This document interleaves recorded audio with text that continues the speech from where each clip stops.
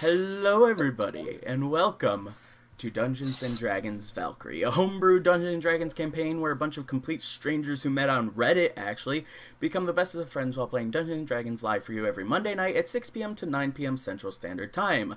I am your Dungeon Master for the evening, as well as host, The Majestic, creator of this channel here on Twitch, which is www.twitch.tv/TheMajesticGaming. G-A-M-I-N, no G, as well as the YouTube channel, which you can find just by searching The Majestic, or you can just go to youtube.com/The Majestic, where all these videos get uploaded to as well. Today I am joined by the same incredible group as 2 weeks ago. Last week, unfortunately, some personal stuff came up, and at the rather last minute we had to cancel. Which unfortunately there will be occasional times like that, but we try our best to make it not too common. And not only that, we love to play, so we always want to be able to play as many Mondays as we can, and we'll try and bring you those streams as often as we can too. But we are still waiting on Justin, who is one of our characters at the moment, but we are still joined by Rachel and Brandon, who I will let introduce themselves, as well as any things that they have coming up, as well as the characters that they're playing, starting with Rachel. Ladies first. Hello, my name is Rachel, and I play our half-elven rogue, Mira Helder. Perfectly I don't have much else to say. Fair enough. That is very, very fair. Besides, I'm going to go through and say a couple of shout-outs to thank yous who have been very kind to the group as a whole in just a moment anyway. But, Brandon, your turn. Hello, I'm Brandon. I play Jax, our Black Dragonborn Paladin. Perfectly done. So yeah, the people who I would like to thank, just for being awesome, you know, just for being incredible people. First off, a huge shout out to JMoof on Reddit, who made these awesome panels, comic panels from one of the funnier moments in our campaign, which was absolutely awesome, and look at how good the artwork is on it and everything like that. That was so kind of them. Thank you, of course, to Brandon, too, for getting in touch with JMoof and organizing everything with it, and making sure that they had the character portraits right, or for the most part on par, considering that people still somewhat don't know what Mira looks like, but she's you know, a rogue and super mischievous, so maybe that's on purpose. Yeah. And this incredible picture by @CarlyMatson on Twitter. Go follow her. Look at this. Starting with Jax over on the far left. Then you have a version of Mira. And then you have Delilah, who is not currently in our game. She went off, though. But she can come back at a moment's notice when the campaign players blow a unicorn horn, which isn't as dirty as it sounds. And Zash over here on the right with his hair of flame and the fire genasi in him ever so present. These are incredible artworks, guys. Thank you so much again. If you want to make art, send it to us. We'd love to see it. If you guys have any like artistic practice or talent, and you want to see how good you are at creating these fantasy characters, we'd love to see them. Go ahead and send them to us. Literally any of us, anyone on Twitter, which is my Twitter is TheMajesticGMNG, all one word again. Send that there. Or do you guys have Twitters that you often follow? Well, I believe that you do, Rachel. I don't know about that. I do not frequent Twitter very often. Not frequent, yes. But you do have a Twitter, and as we become more famous with this, guys, we will be sending out more, or taking a look at those more and sending out more tweets. So we would love to see them and grow this little community of the two people who are watching right now. Thank you so much. I would honestly love for you to try to make me use Twitter more. It's a challenge, guys. You heard it. Instagram is where it's at. Instagram too. What are some things that people can get a hold of you guys at? I'm on Instagram and Twitter. I believe my Twitter is Brandon Solo. Let me just check. I love that. I'm terrible at remembering all my stuff. No worries. I'm not very savvy. Okay, Brandon Solo 27 is Twitter. Okay. Now my Instagram. It's probably B Proct or something. Very generic. Should have this stuff written down.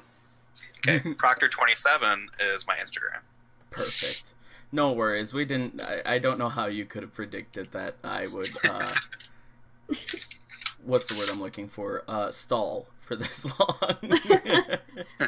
Yeah, and my usernames across the board, it's just Lone Star Dove. That's usually what I go by.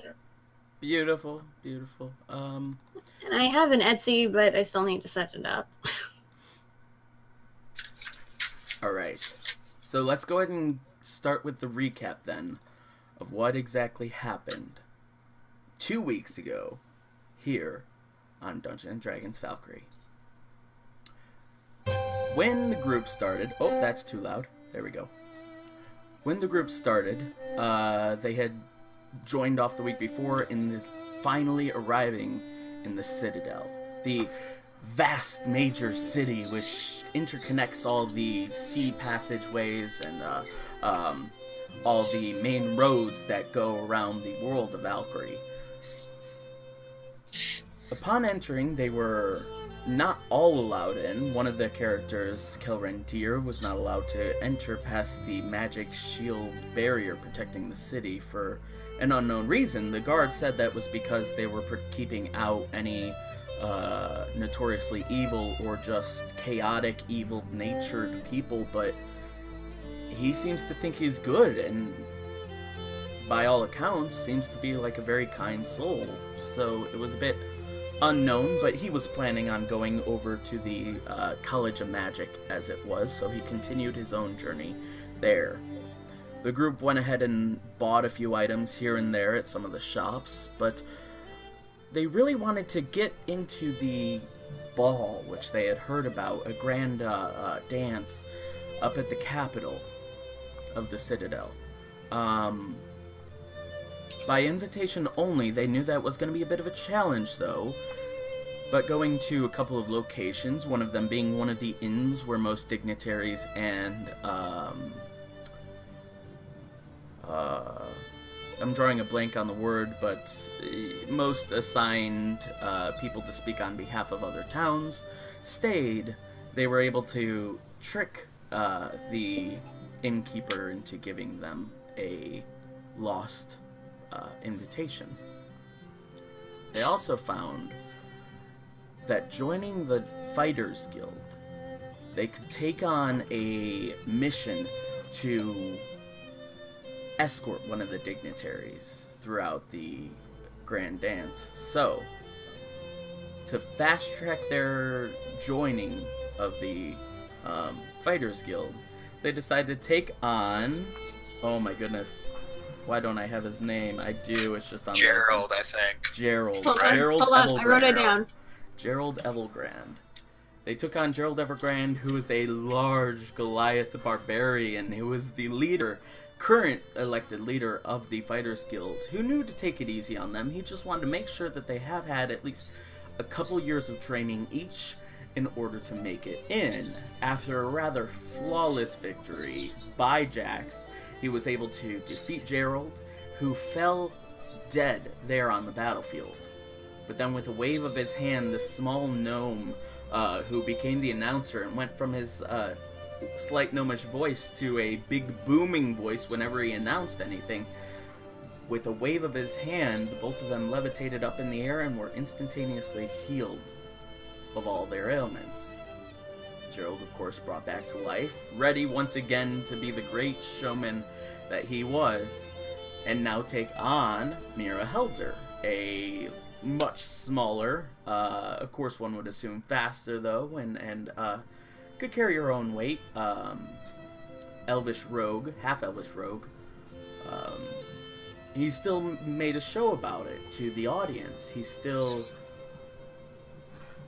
put up a rather good fight, but was defeated by Mira Helder and still made it an incredible spectacle. Once again he fell, and once again the gnome raised his hands, healing them. And finally it was Zash's turn, who at the last moment decided to take one of the hallucinogenic goods that they bought at a bakery the night before, On rolling a d10, unfortunately, he did not get above 10, or d20, he did not get above 10. So it was an overall bad trip. And in the midst of the battle, it looked as though the Goliath Barbarian, which was very, very obvious right in front of him, vanished into thin air. Without being able to see where he was, Zash quickly fell with a few strikes of the blade by Gerald Evilgrand. Once again, the gnome rose up his hands to heal Zash and, of course, Gerald. Both were healed. Both rose up in the air. Gerald once again played it off for the crowd, but Zash did not awake. Once again unconscious, and it's becoming rather familiar with the voice that Zash has been hearing, one would assume because of the amulet, which has become not only attuned, but permanently attached to him.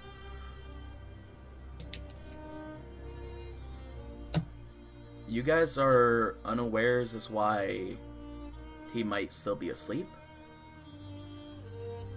But the gate once again slowly opens up. And you guys are free to enter the arena. Okay, Jax goes running to Zash. I walk out, and to be fair, Austin, do we really have no idea about what's all happened? How do you mean? After all of the stuff that thing has done to Zash. Fair enough, I just said that you guys assume that.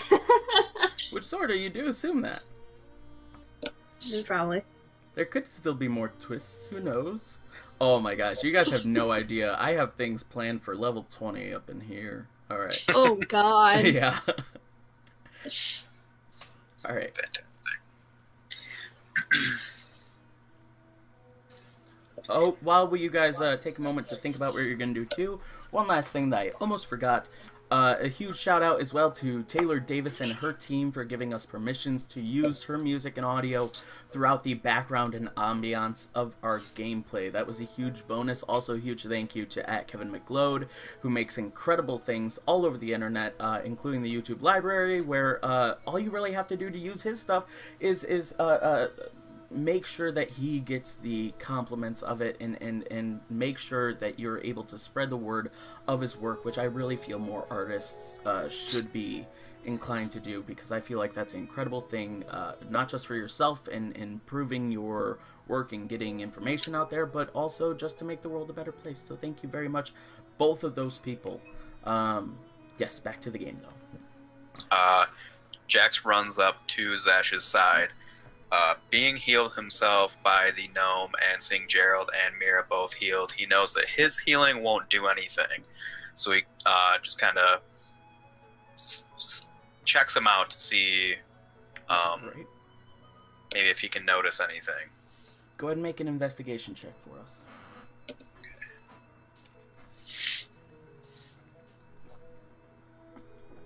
15. Once again, you notice a lot more close-up, though. All the wounds, the giant gash that he took across his chest has completely healed up. In fact, a number of his old scars as well appear to have lessened. Not necessarily disappeared. He still has the imprint of many of the wounds from his previous battles, but a lot of them are a lot more subtle. And he looks okay. He's warm to the touch. He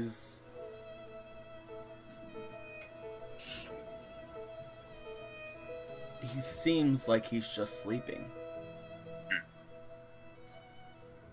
Okay. Then I just kind of like scoop him up, pick him up. Okay.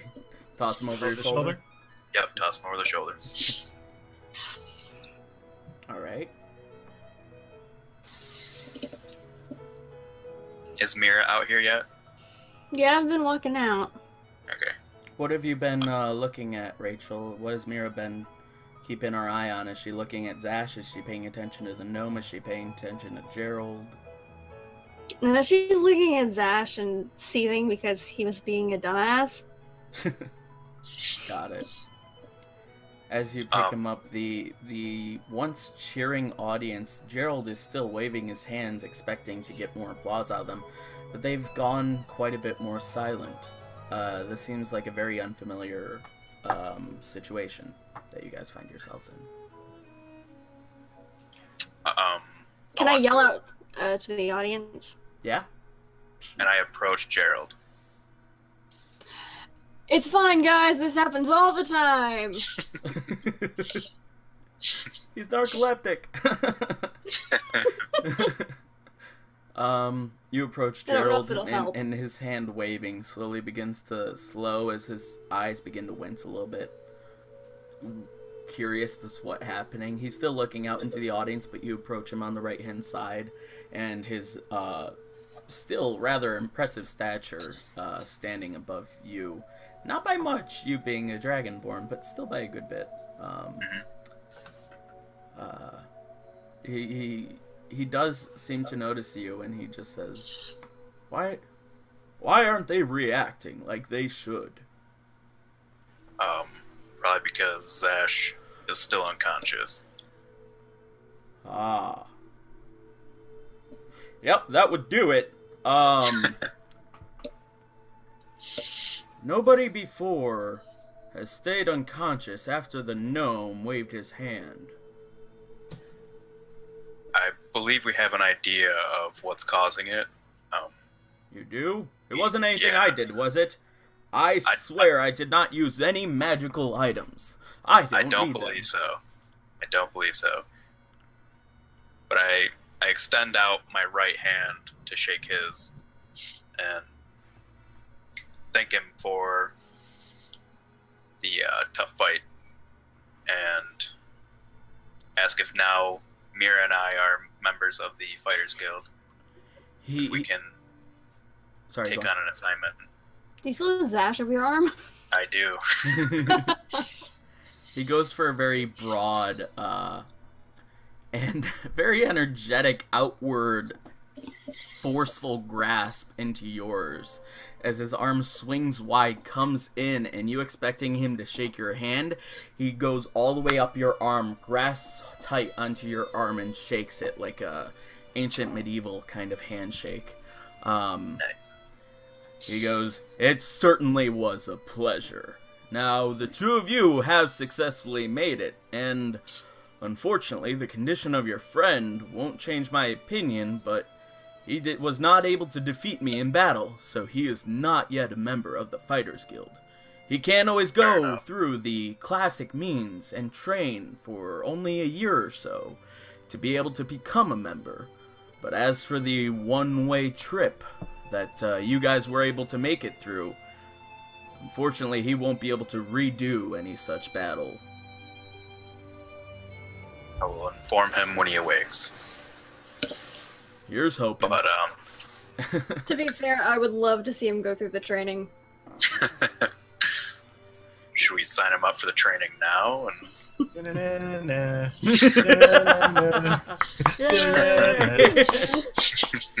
Hello, Justin. Justin is now here. A little, I've been here. Yeah, he's been here for a while. I'm sorry, I'm looking at this other thing and I don't see you on the screen or anything like that, because I'm trying to keep an eye on the game on this and the stream on this, and you must be just cut off on the stream. Yep. Well, the stream also is frozen. Is it? That's it. Okay, there we go. Yep. There we go. Oops, sometimes you need to do that. I'm sorry. Alright.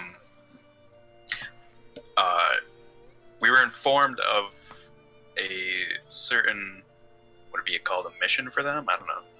Assignment, maybe? Of escorting somebody to the ball. And you're talking about this to Gerald, right? Yeah. Yep. Okay. Ah, yeah. I did hear something about that. It was posted on the Fighters Wanted board, which we call, which is just a bulletin board where anyone needing the assistance of someone from the Fighters Guild or sort of a tough guy for hire kind of situation can go and post something on. And that one did require a bit of a... I don't want to say background check, but certainly more intensive means to vet out the candidates than others. Last I heard, there were a couple of people interested in that one. We're interested as well. How do we apply for the position? Ah, well, most of those flyers have all the information you need written on them. If you go back to the Fighters Guild, I'm sure you'll be able to find all the information, contact information and such, written just below it. And is there anything we need to do to finalize our membership? Nope. Alright. As leader of the Fighters Guild, I'm good with faces. All you guys need to do, if anyone asks about your membership, is come to me, and I'll be sure to solve everything and make sure that everyone knows as quickly as possible. That being said, don't forget, I do have the big battle here at 7, which, come back if you want to see that one. It's gonna be a good show. We may do that. If we can take care of our narcoleptic friend here. Yes, yes. You know, it might just be me, but I suggest talking to him about his day drinking.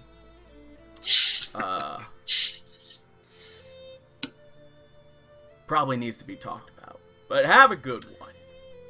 See, once Out of again, game? I don't even think we've had a single drink yet. No, Nope. you have not. Well, no, I did once in Lum.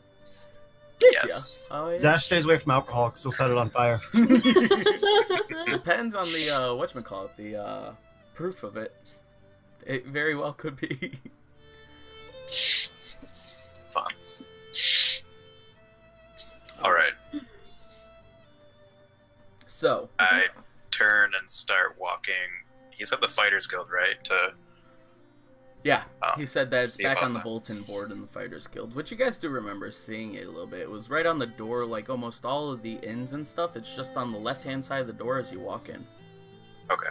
I run in and grab one of the flyers. Well, as you guys make your way back and everything like that, real quick question for Justin. Justin, what did you do with the puppies as you went out? I think they were with Mira. Yeah, Okay. I think I so don't too. remember. Were they? I left them behind whenever I went out. So whoever guess was they in would've there just when I been- went out. Well, it would have been the two of us. I guess they would have just been like sitting. I don't know. Boy, we really need to find you like a magical ring or say amulet or something where they can just go into so that we can remember everything, but fair enough. I can pick Like up a the puppies as we flashlight? leave. Okay. I can just carry them. As the gate opened then, if they were just there, then they went up with Jax alongside Zash and were very worriedly barking at his body, trying to not like the other day when the evil voice messed with Zash and took control of it to frighten the dogs. Not like a frightened bark or an angry bark, but just a worried bark, like a lot of whimpering here and there from some of them. And Sniffing, also, nudging him a little bit, trying to wake him up. and also before we leave the whole area, I'm gonna return the armor that I was borrowing. Oh, right. Yeah. Oh, Yeah. never mind. I just took a sword, so... Okay. But I put that back, anyway. Okay. Yeah. Oh, never mind. I just took a sword. It's mine. No. Well, I couldn't remember if I swapped out my armor or not, and then I remembered. Yeah. Because you guys did also put most of your magical and armor and stuff like that away too. So you guys grab all that, and wherever you walk, Jax, the puppies follow on the ground behind you, looking up at Zash. And as you guys make the journey, we once again join into Zash's head. You are in a very, very It's different, Sash. You're sort of in the same field, but it's hot. It's sunny. It's not cold and glum. There's like an energy there, which gives you a good bit of comfort. As you're once again standing without anything in front of you, anyone in front of you, you feel that you're not alone once more.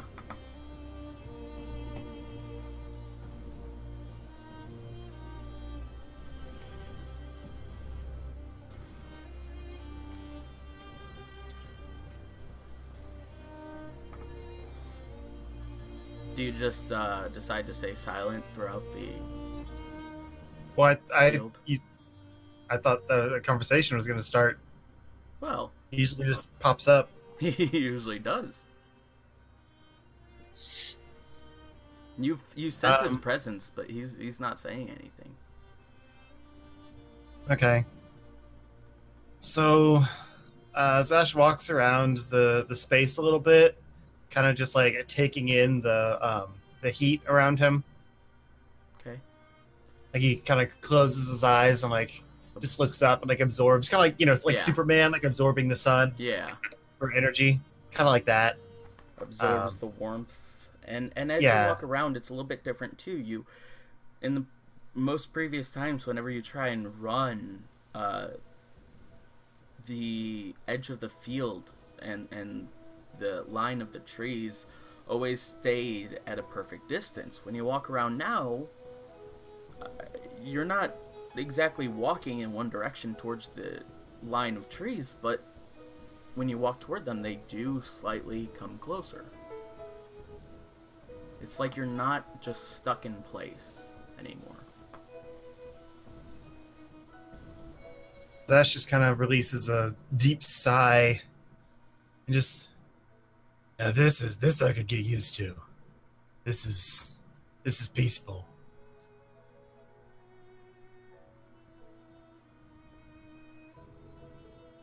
It's still very silent around you. You hear the occasional blow of wind as it just ever slightly releases the rays of sunshine off your face with a cooling jet of wind, but it's not necessarily bad, even though you are a fire genasi. It's just still like a slight relief. The grass in the plains is swaying back and forth. And slowly, you do me a favor, go ahead and make a perception check.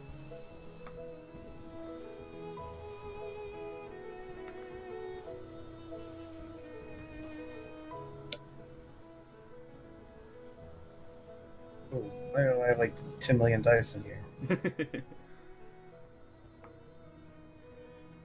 Oh, that's right.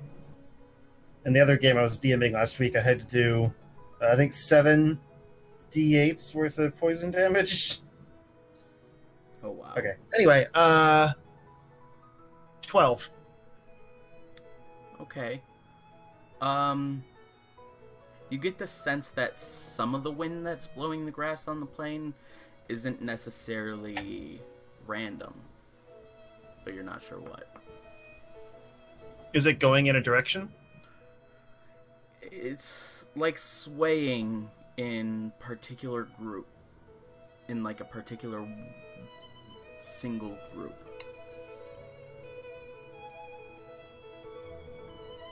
Okay. That like moves around randomly, but it's still not just like a sway of every blade of grass moving with the wind. It's just like, you know, a 3-foot circle.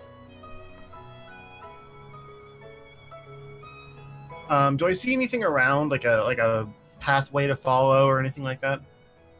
There are no paths, nothing set up.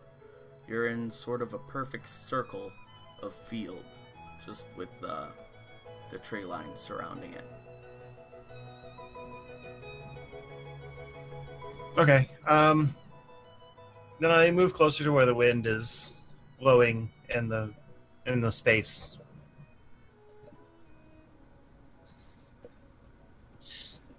We're becoming further connected, you know. How do you mean? My soul, your soul.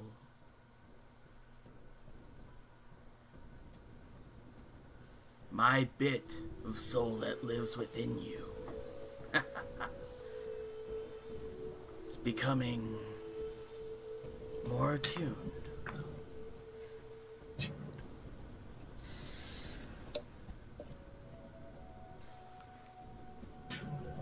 Sorry, my cat just scratched the crap out of me. That really hurt.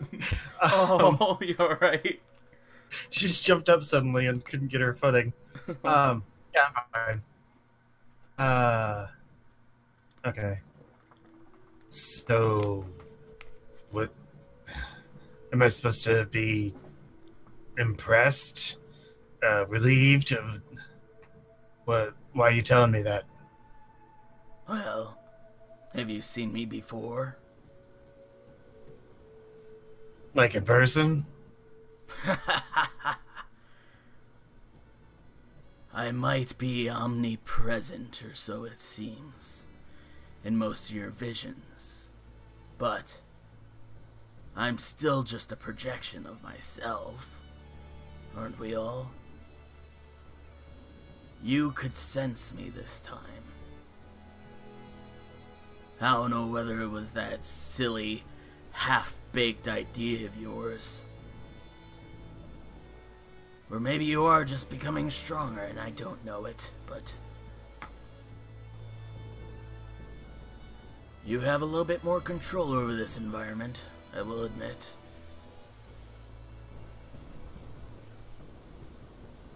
Maybe I'm just finally figuring out how you work. I'm really easy to figure out, bub. All you need to know is that I like chaos, death, and I'm reaching for one single thing. Well, at least we've got that in common.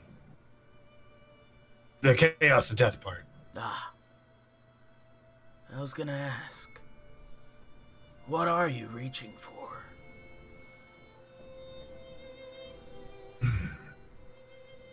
If you'd asked me that a few months ago, I might have had a different answer. Now I'm not so sure. My immediate goal is to get you out of my head. After that, I haven't thought it out too far. I haven't had time. I used to think it was immortality. But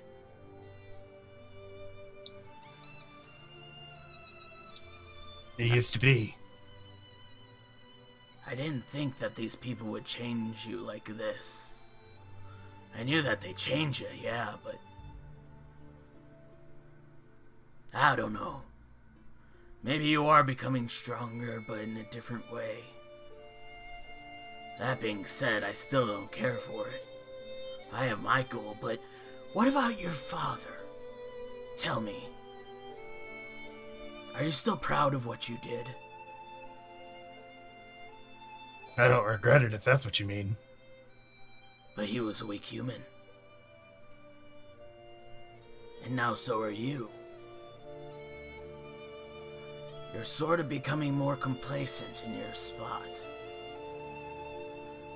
Maybe you have more to fight for right now, but wouldn't that change your perception on that? That being said, you're still grasping on to those furry little mutts. Because they're the only thing that ties you to your home, or they're the only thing that ties you to immortality?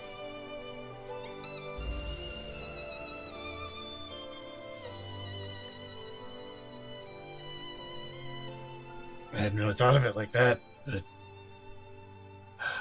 I guess I figure if I do get to immortality, maybe I don't want to be there alone. And if I don't, at least I've got a little piece of home with me.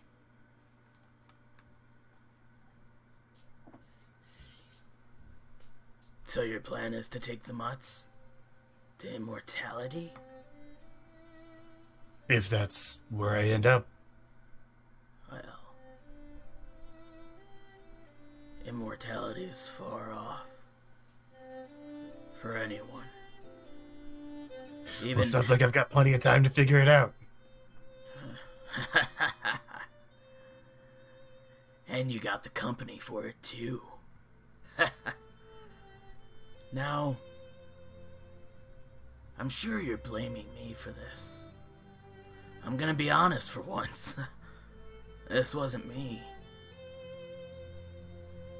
But now that I'm starting to understand you a little bit better, your current goal is to get rid of me, right? As soon as possible. And there's like, what, 3 ways of doing that? Something One, like that. you die. Which goes against your main goal. I would hope still. Which is what I've been trying to put into that thick hot skull of yours. But I digress. 2, I get what I want and then just fucking dissolve for some reason. I don't get that. I don't want that. But 3, what if my goal is to escape? What if my end goal in all of this is to be freed from you? Would make your job a little bit easier, wouldn't it? Yeah. Glad you can see that. Where you're going won't be easy, kid. But once we finally get there, finally get to those who put me in this fucking contraption, then I can get what I want.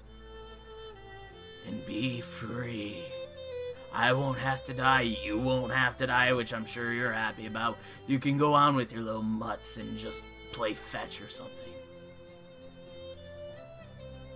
But it took a lot of power to put me in this damn thing.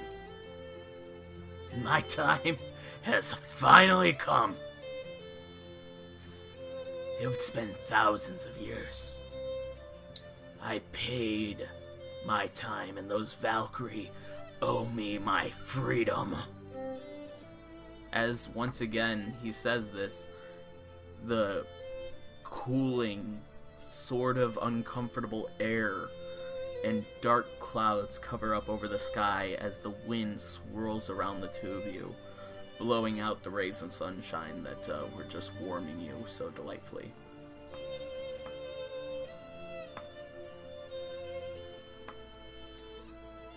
One more thing, though, before you go. Or whatever you do when you aren't talking to me. The reason I pulled my most recent stunt was because of that shit you pulled with my dogs. You do anything like that again, I turn myself into the nearest authorities and rot in a jail cell until both of us die. No, you didn't hear me. It's been thousands of years. You think you're the first one to put on an amulet? The reason why I've had so much faith in you is because you're the first one to put it on since I've paid my debt. And that's all. You decide to rot in a jail cell, then you rot. Your corpse runs dry, and this amulet falls to the ground. Then a guard or the next prisoner in that cell, someone will pick it up. Someone will put it on. And someone will do exactly what I say. Won't be my friend's problem, then. That's all I'm saying. We're in this together, or we're not in this at all. You got it?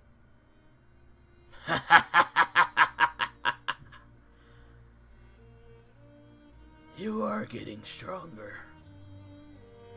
Or at least you have some balls again. Fiery balls. Oh, good to see. Fine. I'll listen to your little plea and condition, but don't forget that if I wanted to, I could make it so that you walked there all on your own in your sleep. You delivered me to whoever I wanted while you slept, while you stopped anyone who tried to stop you with the arrow to the heart. I'm sure your friends would try and help poor sleepwalking Zash.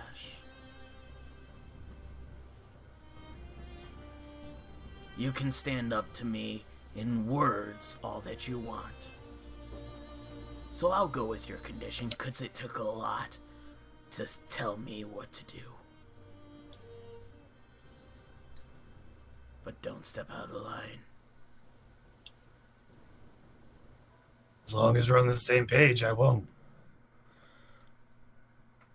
Once again, the voice seems to fade. Once again, the clouds seem to dissipate. Rays of sunshine once more fall down upon you.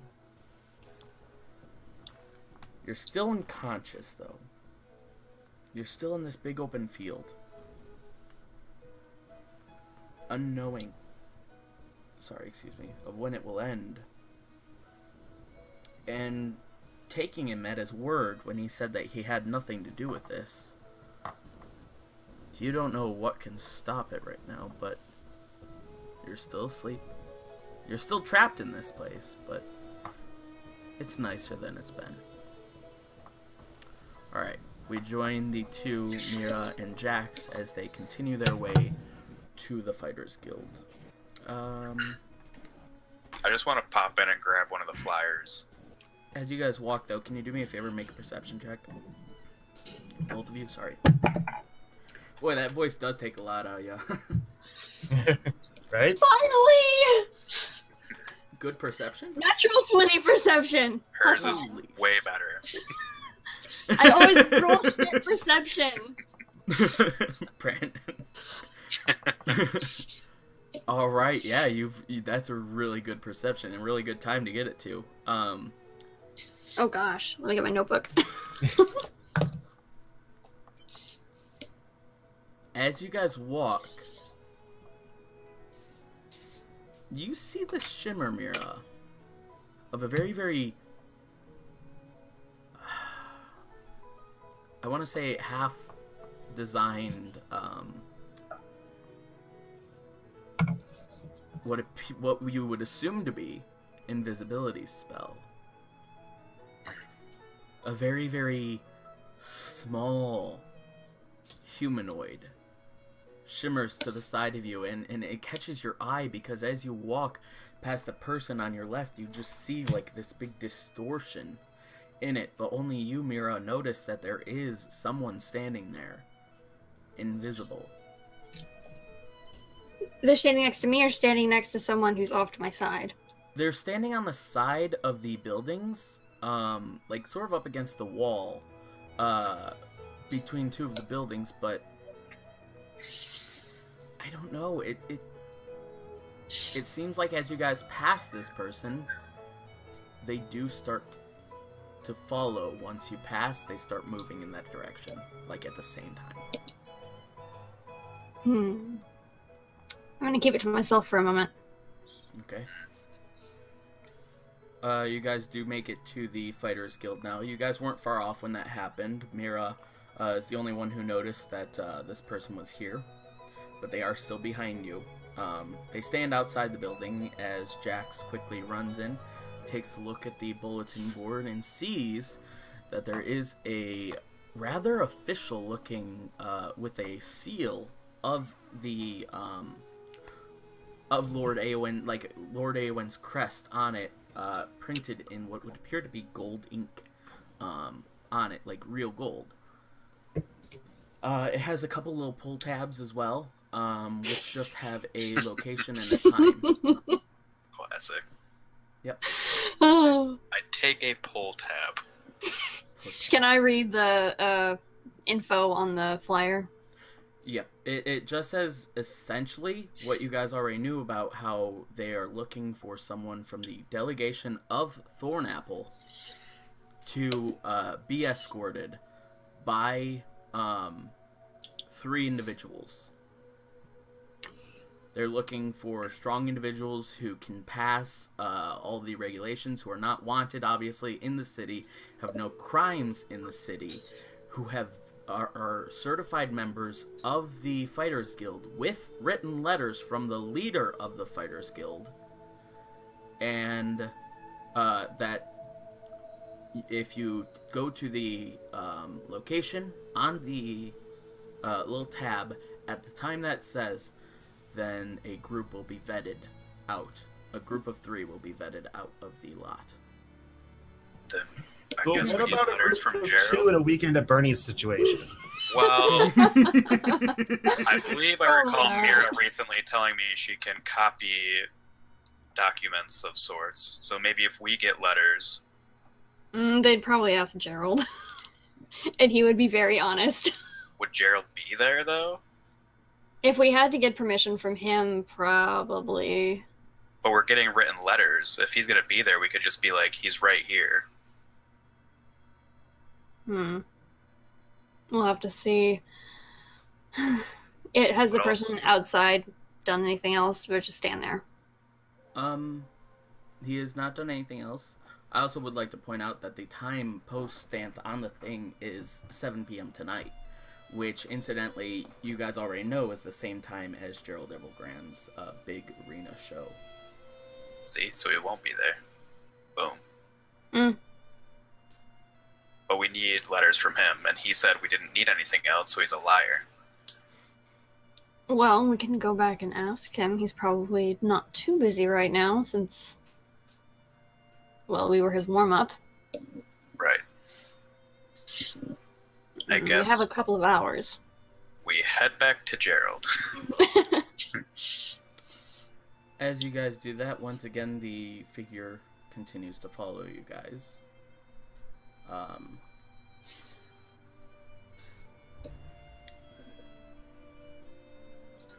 And again, the smallest figure, let's see. Okay. As you guys walk, though, the figure that was obviously, like, standing out a bit, whether from a bad spell or potion or whatever of invisibility, something just right kicks in,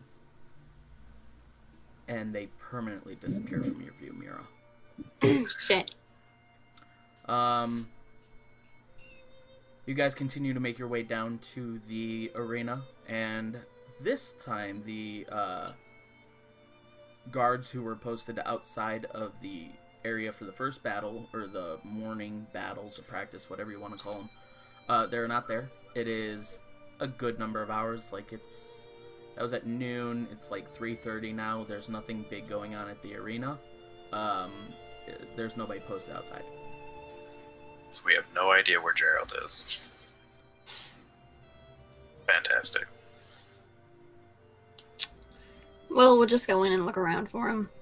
Would he be around the arena, or would he be in the Fighters Guild? Wait, did we go back to the arena or the Fighters Guild? I thought we went back to the arena looking for Gerald. You guys went back to the arena looking for Gerald. Right. Might as well go in and see if there's anybody inside. We didn't notice him, like, pass us going back to the Fighters Guild. No. Okay.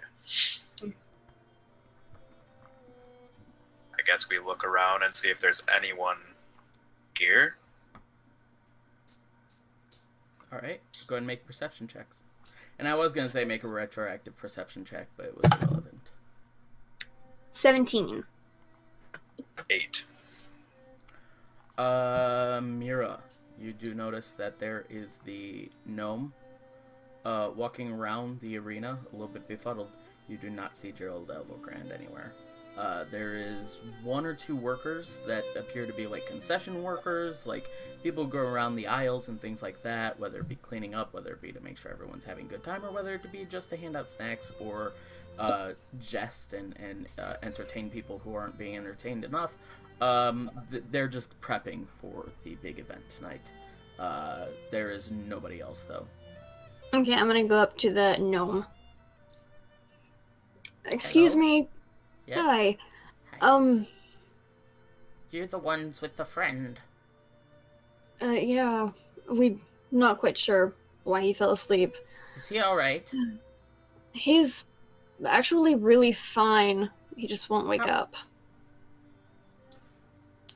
That's not right, though. Everyone should wake up from that spell. It's a really nice smell, by the way. I feel great. Yes, thank you. It's a complete restoration spell. It works very well when it's done right, and I am one of the few who can always do it right. I don't know why your friend is not awake. Maybe he just needs a bucket of cold water. A bucket? You know, some people who are unconscious, you splash that on them, they wake up. Do you know where Gerald went? Or another liquid. Yes. Your friend might be helped by a potion. Bucket of cold water. A potion, yes. That would work. A nice blue potion. What kind? A complete restoration potion. Only one person in the city can make such a thing, though. Lucky for you, who would that be? I'm old friends with him. He runs the potion shop down at the edge of town, right by the waterfall. Yes. What's his name? So, you were saying about your friend and Gerald. We just need to know where Gerald went. Gerald is probably out hitting the town, talking up to some fans. Sometimes even after the beginning day or even the end day, he'll go out with some fans of the show. He likes to do that, you know. He likes to build up the environment and the people. Oh yes. So, he'll be back around 7. No need to worry about that. He's just hitting the town. Well, he gave us a bit of misinformation. We need a letter of recommendation from him to be able to take this job. What? He said we didn't need anything. Well, most of the time he's right. You should... Most of the time you don't need anything from anyone for any fighters or mages guild requests. A letter, certainly not.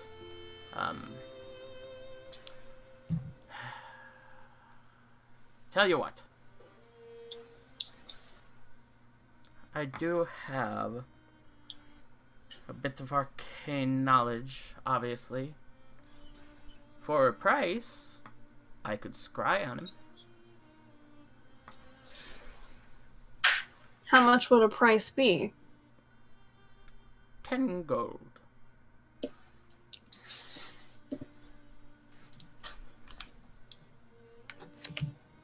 You know what, can I reach into Zash's pocket? You have to meet a party gold. Would Jax allow her to reach into his pocket? Are you trying to do it unseen? Yes. Then you can try. That would be a sleight of hand check.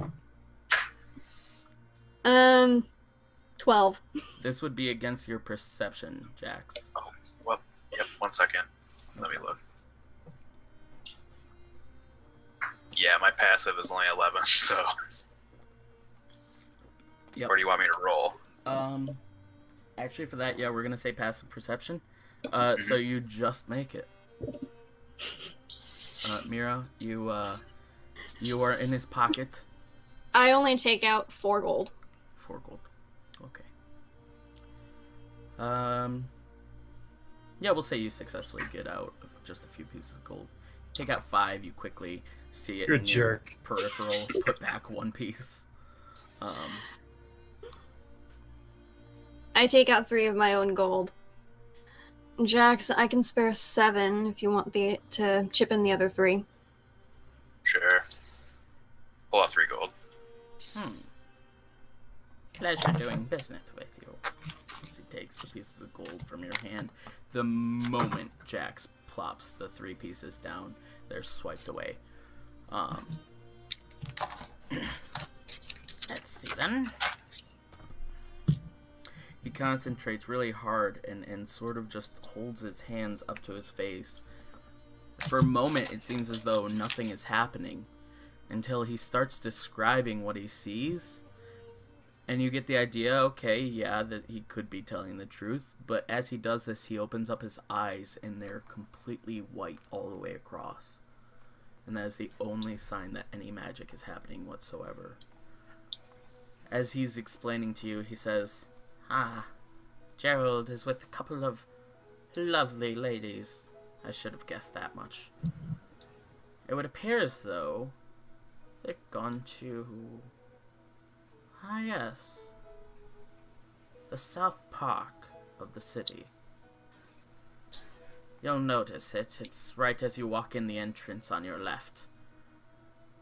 Yes, I love South Park. I knew it sounded familiar. I'm like, why does that sound familiar? Okay.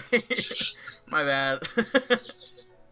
Because the actual direction of this, I was about to call it the North Park, and then I realized, nope, that's South direction. Okay, anyway. It would appear as though they're having some sort of a picnic. So. Yep. Alright. They'll be there for a while. Thank you. And what were you saying about the owner of the potion shop? The potion shop is right at the northern edge of the city, right below the waterfall, and very, very near the, Enchantress and, the, bakery and lots of things over on the shopping district side of the city. And I believe you said it was a good thing that you were friends with him? Yes.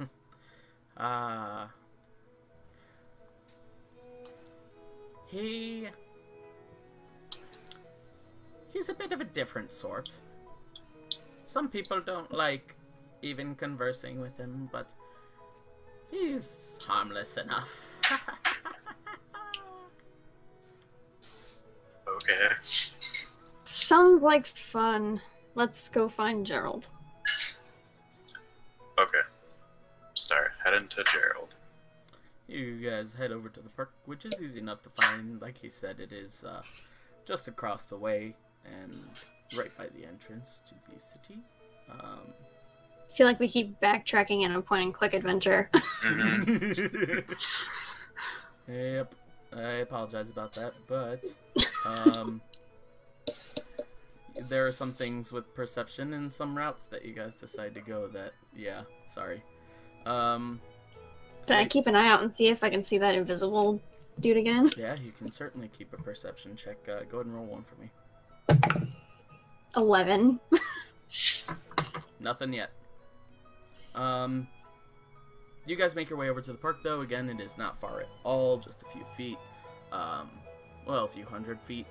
And there you do see Gerald sitting beneath one of the shady trees with 2 ladies at his side.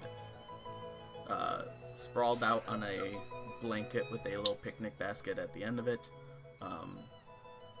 With one lady in each arm, you see him having a glorious time. As you guys begin to approach, you just hear roars. Ha ha ha ha ha! Oh, that is funny.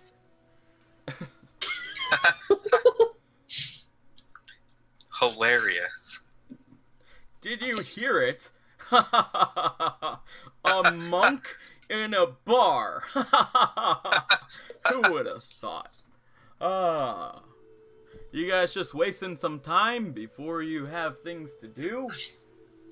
Well, you forgot a bit of information from that flyer. We need a written recommendation from you to be able to take this job.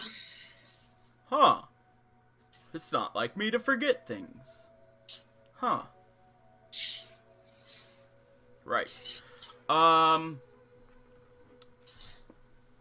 We have to go all the way back to the Fighters Guild for pen and paper. I have a quill and ink. That'll work. But he says, And I have parchment as well. huh, that being said, only members of the Fighters Guild can take quests from the Fighters Guild. No, I'm just messing with you guys. Oh my god. I was about to be so pissed. People can always pretend to be members of the Fighters Guild. Oh, snap. Have a Should've fight said at the that. same time as this meeting, so Oh, there's a shit. chance that he wouldn't be able to authenticate our place in the guild. Oh my gosh, there's okay, sorry. There's some How are things these I wish ladies I could tell reacting you to guys. this? Are they mad at us? No, they're just staring at him lovingly, sort of adoringly. Just no attention is taken off him though. He says though, right. It is very uncommon for anyone to have need of a written recommendation for any of the quests. I haven't heard much about it yet, which should be a good thing on your guys' parts, considering. But, yeah, I'll go ahead and write what I can. Do either of you have any tools to do such? I do. You begin... He just begins to write, and it just seems very short, as though he wrote a sentence. And then he just writes a big, like, humongous signature, taking really emphasis on the giant, glorious G, and then the big E, and like, to write. Oh, it's Gerald spelled with a G. Okay. Yeah. Gerald, and then the Evelgram, the E is humongous as well.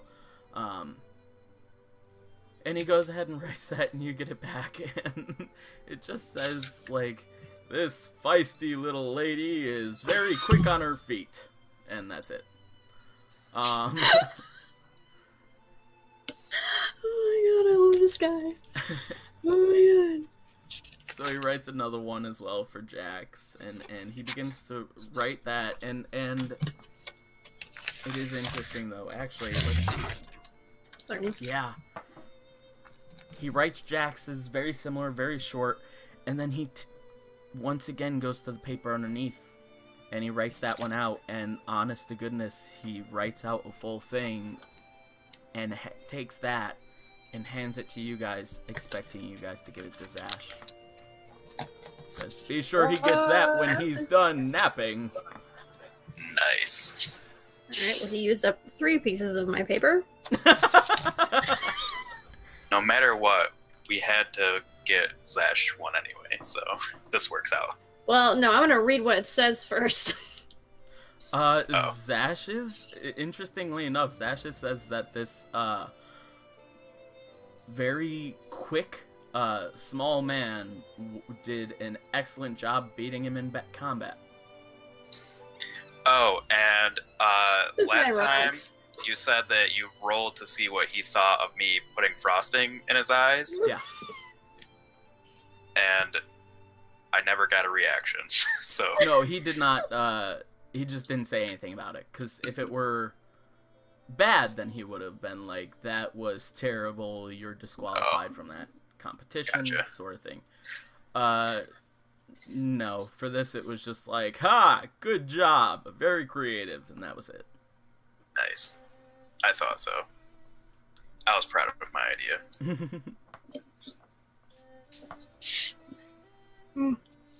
Alright, thanks. On to potions, guy. Yeah,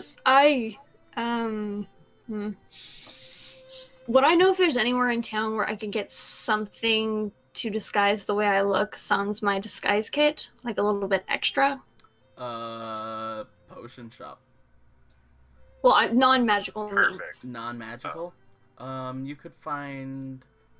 Most of those things would be then at, like, we'll say, like, thrift shop kind of miscellaneous stores, where you can just go through looking for certain hats, certain different kinds of attire, occasionally wigs, but that would take really good investigation checks. And yeah.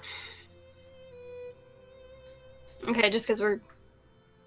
That's on the non-magical side. There's a lot more ways that you can magically. Of course, You can probably check for magic, though. They might. Also, I should mention, detect magic is mostly done with to be able to detect magical beings or magical items.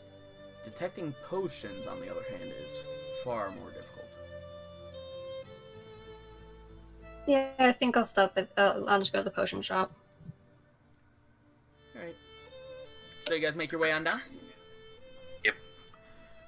Alright, with Zash still over your guys' shoulder, walking down the street, you guys do make your way over to the potion shop, which you do remember, actually, I want everyone just to... I say everyone, I mean Mira and Jax, just to roll an intelligence check. Straight intelligence. 13. 12 and 13. Yeah, you guys do remember the shop that the lady was telling you about, too, because this was the destination as you guys pull up to it, that just says potions outside, that she was going to have you stop at to get the secret ingredient for the enchantment.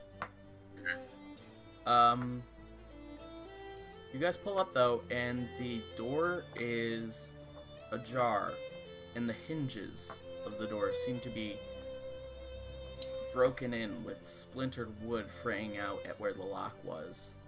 Uh-oh. I want to take my crossbow out and just be ready. Okay. Yep. I have my greatsword out, but in one hand because the ash is still over my shoulder, and I gotta kind of keep him steady with my other hand. So I'm gonna go enough. take This a is look as you guys like inside. approach to it. As you guys get closer, to about 5 feet out, there is like a little, I'd say, sort of like makeshift barrier kind of thing. Essentially, medieval police or guard tape, put up around the outside. okay. In like a 5-foot square outside the doorway, and it is already broken. Are there guards stationed? There are no guards stationed. Do you want me to try and sneak in? Probably a good idea. I also whisper the activation word to my sword, which, just so everyone knows, is Badger. Badger. You subtly whisper Badger to your cold piece of steel, and the enchanted glow of just acid and this dark green, almost black though, liquid begins to spill out, and one single drip drips off the tip. Cool. Very happy Who about it. enters first? What is going on? And where is the puppies and Zash? I would like to try and look through a window first, if there is one. There are not any windows on the outside. There's only the door. There are on the second story. Okay, then I want to try and peek through the door first. Okay. Not like open it any further, but try and peek through the crack in the door. Okay. Go ahead and make an investigation check and a stealth check. Alright, the first one is investigation. Ooh. The investigation is 24, and the stealth, that one is cocked. The stealth is a 20 total. Alright. You peek your head in and you see a pile of potion vials up to your waist or chest or like around the stomach area. That high. Of the bottom ones seem to be broken, and there are many broken vials strewn about too. All the shelves along the wall have been emptied, and it would appear as though every single vial which was out on display is in the center of the room, just in this pile of shattered glass and mixing magical potions. That can't be safe. Are they all broken, or just No. the ones on the bottom? I'd say about, from your perception, you'll notice about a third of them. Okay. Do I see anyone in the room? And, oh, you had a 24, right? Yeah. Yeah, you see a invisible figure. About the same height as the one that was following me? About the same height. Alright, can I stick my crossbow in and shoot him? You can. Yeah. Okay, Alright. seeing her fire, I surprised? drop Zash and grab my sword with both hands. Would Alright. they be surprised? It would be a surprise round. Alright, finally, being a rogue is helping me. So on this, I... Well, it doesn't matter if there's surprise any successful hit. It's a crit, so let me roll the hit. And I'm using my hand crossbow, so that's... Did I switch that up? Oh, it should be a +5 now, so that's 19. I forgot to change all of my attack to hit bonus things when I leveled up. 19 does not hit. Really? Yeah. Can I use the... Hold on, can I use... As a rogue, if they haven't taken a turn in combat yet, or would that count? I get advantage. If they haven't taken a turn in combat, would that count? That would, I think. Okay. That's better. This is 24 to hit. 24 hits. So... And that would count as a crit. It was just the one bullet, though, right? Yeah. Yeah, it's just the one crossbow bolt. The one bolt. And I didn't specify... It's a regular bolt because it didn't specify if it was drow or not. So just be regular. Yeah. So that's a d6 plus 2, so that would be 4d6. Alright, so that's 2, 4, 6, 10. That would, since it's an automatic crit, that would be 22 points of damage. 22, wow.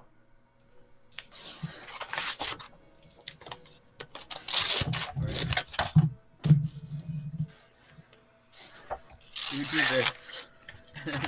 You peek through the doorway, and oh my gosh. Speaking to Rachel, this is gonna be interesting, and I feel like you'll like some bits of this. He goes, "Oh, what in the name of blazes? Hello? Who's there?" As you just see this crossbow bolt pierce into what would appear to be the arm of a gnome, and he spins around quickly, and the shimmer effect just sort of fades as you see this very, very ashen, stained gnome. Like he's a pale gnome with white hair, really thick glasses that make his eyes really, really tiny, and he has what would appear to be ash or, hint Rachel, gunpowder on his face. God. and he just, oh my gosh, he looks like something blew up in his face, and now something blew up in his arm. As he spins around quickly, I want everyone to roll initiative. Natural 20 from him. Oh gosh, darn it. It is glowing red. Oh my god. 19. 7. It's one of my best initiatives. Nice, my dude. Alright. 19 and 7. I just made him mad. He goes, "Well, you're not gonna finish the job, I can tell you that much," as he quickly darts behind the counters, and you just see this very large door open up. You don't see anything. He's no longer invisible, but he's just shorter than the counter, so you just see like a hand sort of reach up, open it, as he runs inside there, down to, well, into the back, and just disappears from view. Did I ever even see this dude or hear him? You heard him for sure. I would say that even after that, Mira opened up the door after shooting the crossbow bolt, and you could see him a bit. I would still. Well, I probably wouldn't have, just because he would have seen me. Okay, fair enough then. You did not see him, but you definitely heard him. Okay. And well, I assume that was his turn. So yep. It's me now. Okay. Yep. So I just run in, I guess. You look run around. Do me a favor. Go ahead and make a dexterity check. Oh shit. You're running into a room of broken glass and potions. Right. 14. Or -1. Sorry. 14 minus 13. It's 13. Okay. Because I have -1.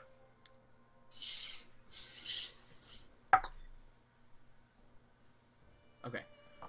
You run in, and as you do that, you feel a small pinch or pierce, as it would seem that, like, right on the side of your foot, one of the pieces of the potion vials has pierced you just a little bit. The vial itself looked moderately empty, and you don't think that you've been subjected to anything from the looks of it, but time will tell. Awesome. Great. Yep. And quick look around, I don't see anything. I don't see the guy. Running in, you do not. You see the open door that you can assume he ran into, because you did hear a door like that as he quickly hasted. And I mean, I'm assuming this guy's a bad guy because Mira just shot. So I guess I pursue him, watching the floor, making sure I don't step on any more potions. Okay. I don't know how much movement I would have in the situation. But... yeah, it is also rough terrain, so you're able to get back through the door, and that's about it. But you see that the door just leads to a long, narrow hallway that goes the length of the room. And at the end of it is a staircase that leads down. I don't know if I want to dash and give up my action.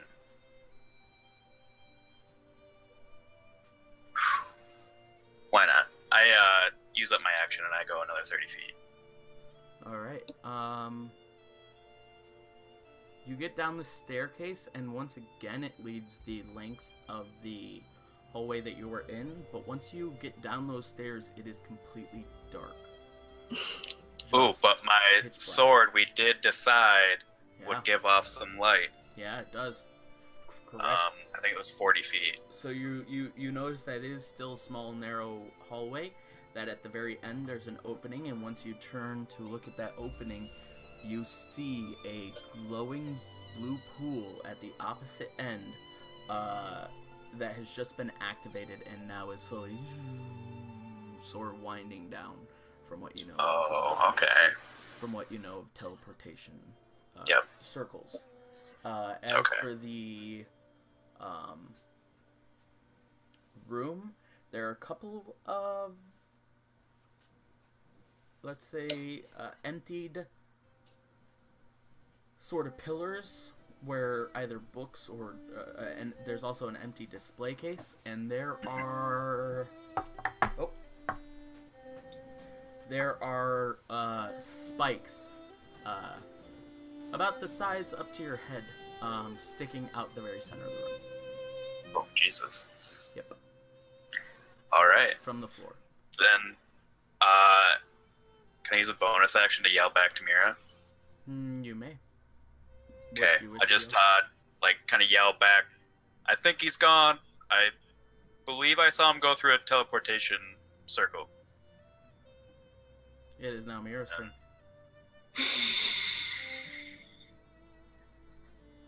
This makes me mad. Can I, as a free action, yell at the puppies to protect Zash? As a bonus action. Yeah, forget it. I'm gonna use my bonus and movement to get me downstairs. Okay. Or just running in the direction where I saw the gnome go. All right. You catch up to Jax. Are we still in combat? Technically, yes. Okay. So then it's... But your his enemy turn. has fled. Okay. Can I do anything with my action to get me to that teleportation pool? With the distance, no. How far is it away? About 20 feet. Then I'll use my action to move 20 feet. You did an action and a dash already, right? I use my movement and dash as a Movement, bonus. Dash, gotcha. Yeah, okay. Then you go around these spikes. Do me a favor, go ahead and make another dexterity check.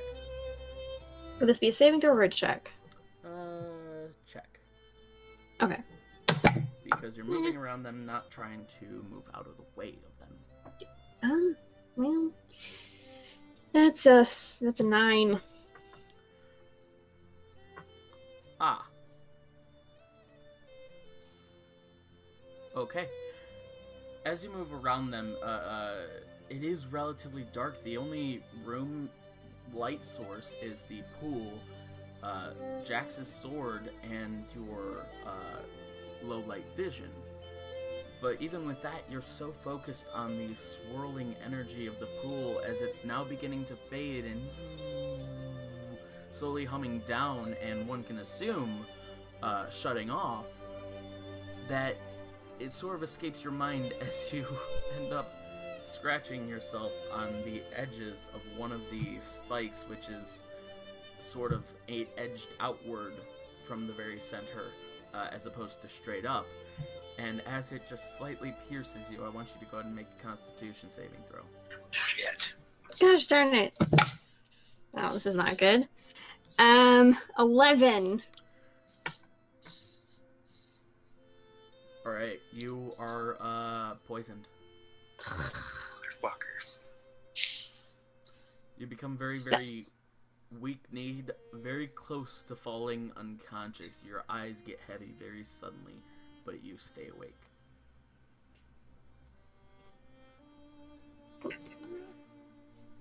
Do I notice this? You do. You see all this. Okay. Is it my turn now?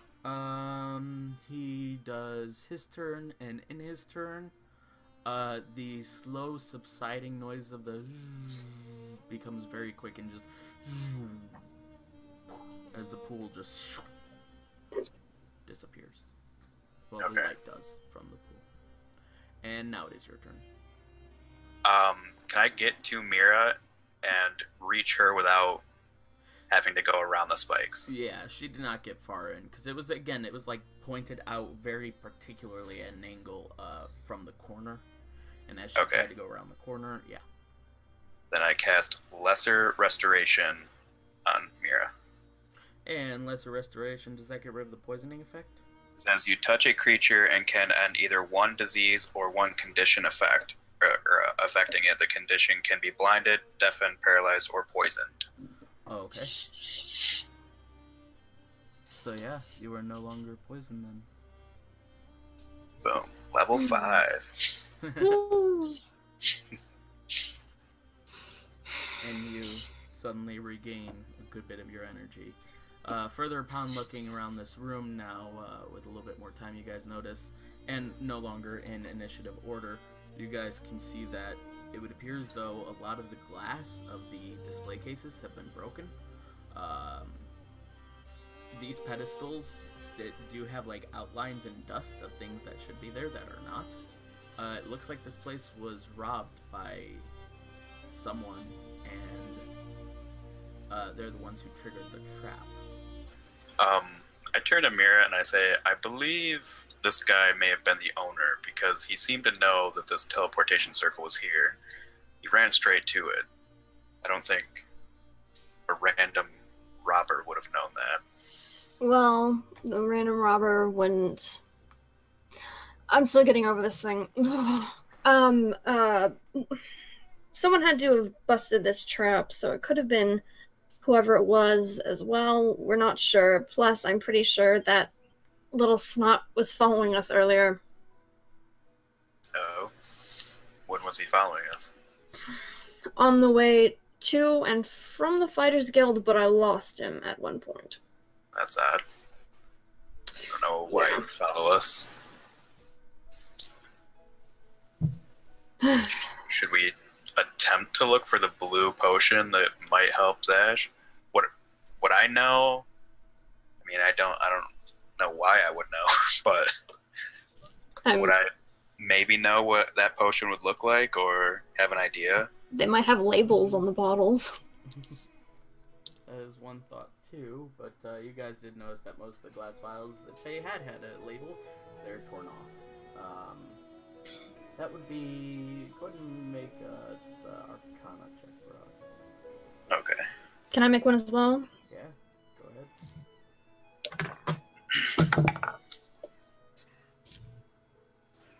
Okay, not bad. 19 total. 21. Alright, you both heard the guys say that it was a blue potion, like cool water, a bucket of cool water. And you get the idea that any sort of thing like this,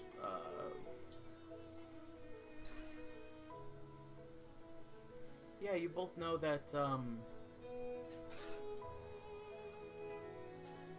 these kinds of potions generally are blue. That blue most of the time is for healing different things. Sometimes it's very, very bright green, but not often at all because most greens are poison. And that the energy of such a spell would cause the potion to glow a good bit more than any other. So you guys are looking for a very bright, glowing blue potion vial. Okay.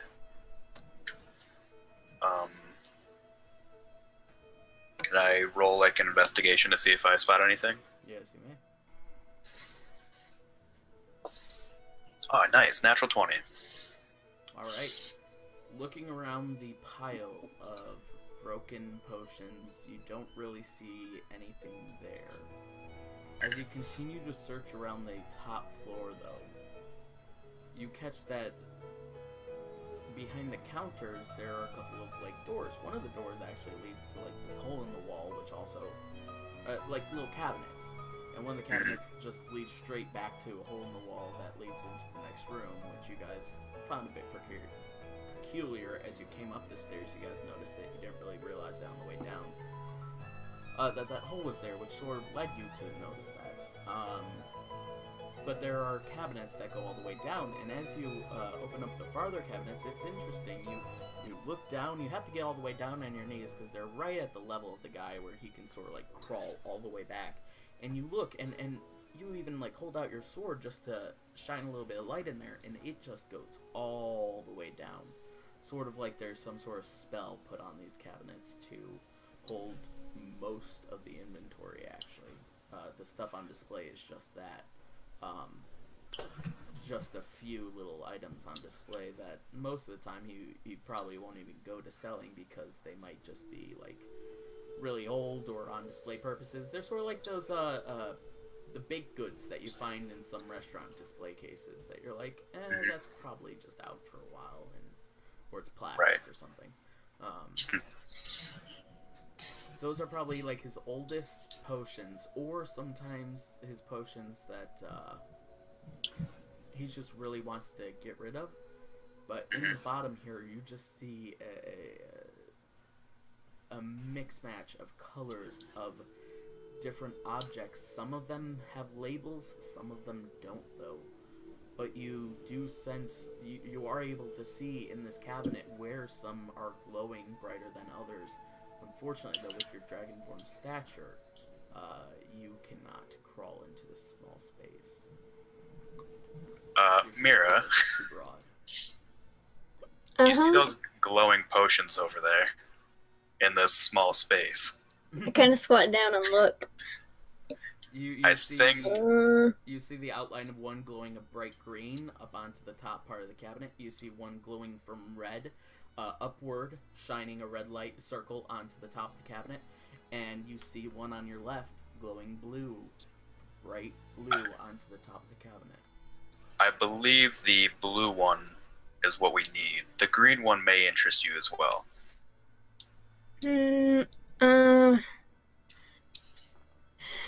Alright. Can you go look at Zash or something, just because we don't want him to get arrested for, like, public drunkenness or something. They might think he's just passed out. I guess so. I go outside.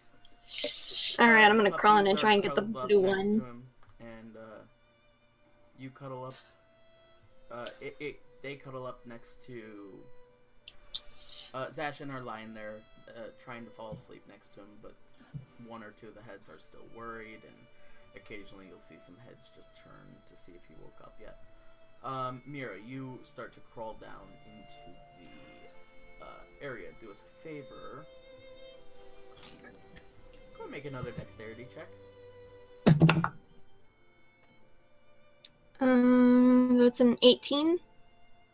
Okay, you do not knock over any potions. As you're crawling through this small area, you do make your way all the way down to the blue potion, which is just 3 potions in from the like edge, but it's like back about 25 potions or so.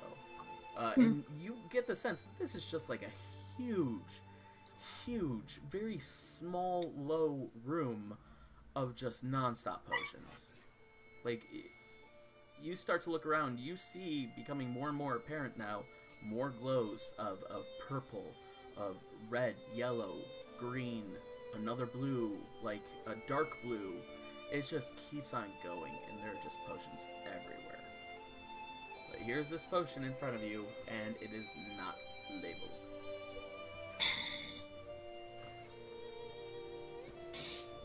Right to the right, though, is the green potion as well. To your right, as you're there. Does the blue potion look like what was described to us? It sounds close.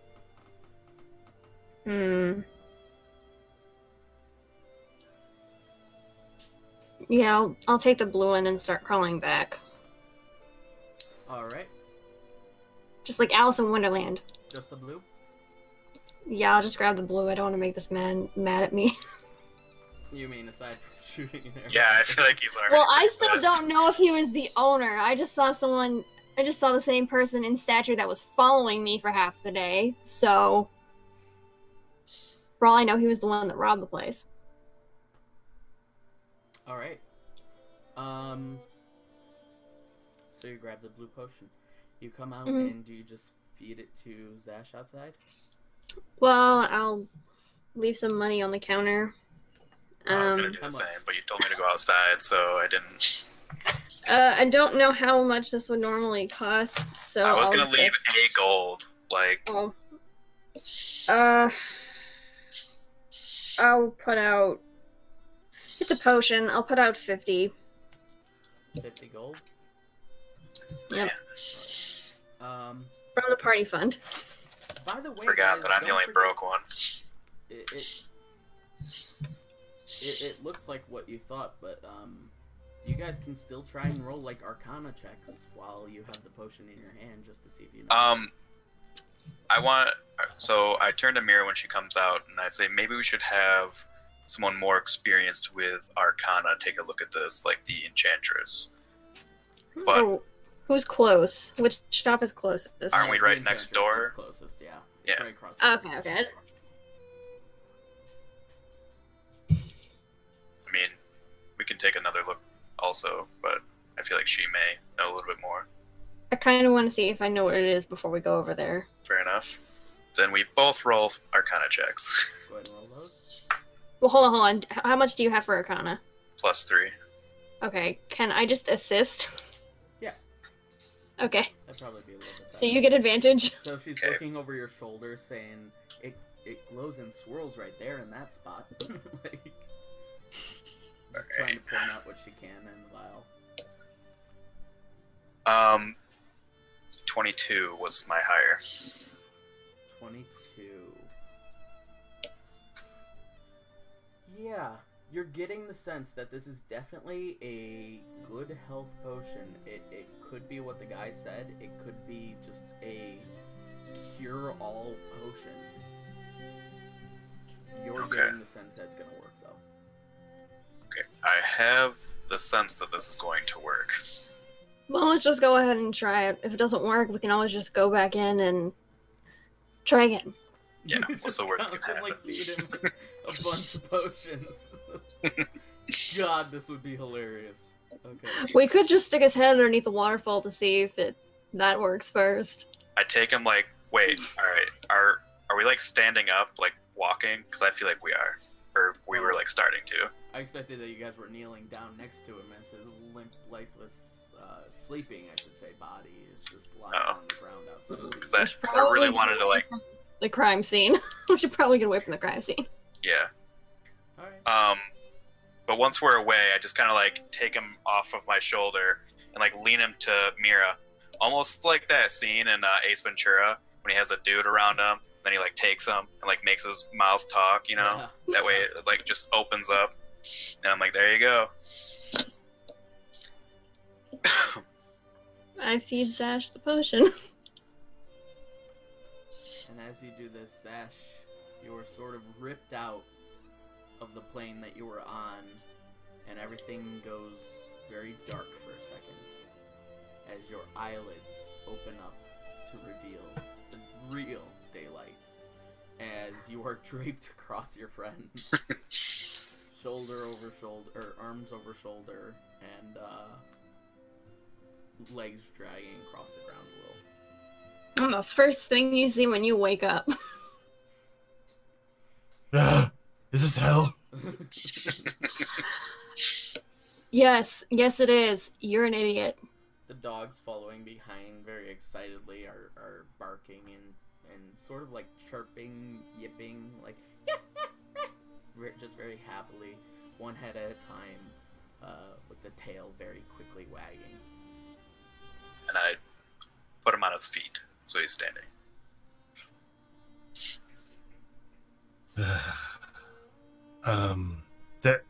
First, thanks for, I guess, whatever you guys just did, but, real talk for a second. Whatever just happened was not from the amulet.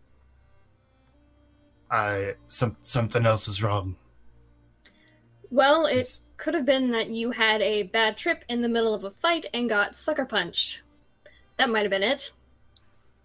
No, I don't think so. What do you think it was? I don't know. I've had a bad trip before, and I've never, you know what I mean? I don't know what it is, but the amulet seemed concerned about it too. And that's probably not good. Probably not. Just thought you guys should know. Well, and we had someone following us earlier, which we don't know who it is, so that's also concerning. Maybe he was the cause of it. Maybe let's finish our mission and get out of here. Yeah, also, you lost terribly. It was actually kind of funny. But Gerald is either way too nice or way too stupid, and he wrote you a letter of recommendation. So we have a written form by him saying that you're part of the Fighters Guild, even though you're not. Congratulations. We can potentially get a job. Sounds like I did win, then. I think he just pitied you and felt bad that you didn't wake up. I think he forgot. But that's just me. Yeah, he's not the brightest bottle of ink. Ugh.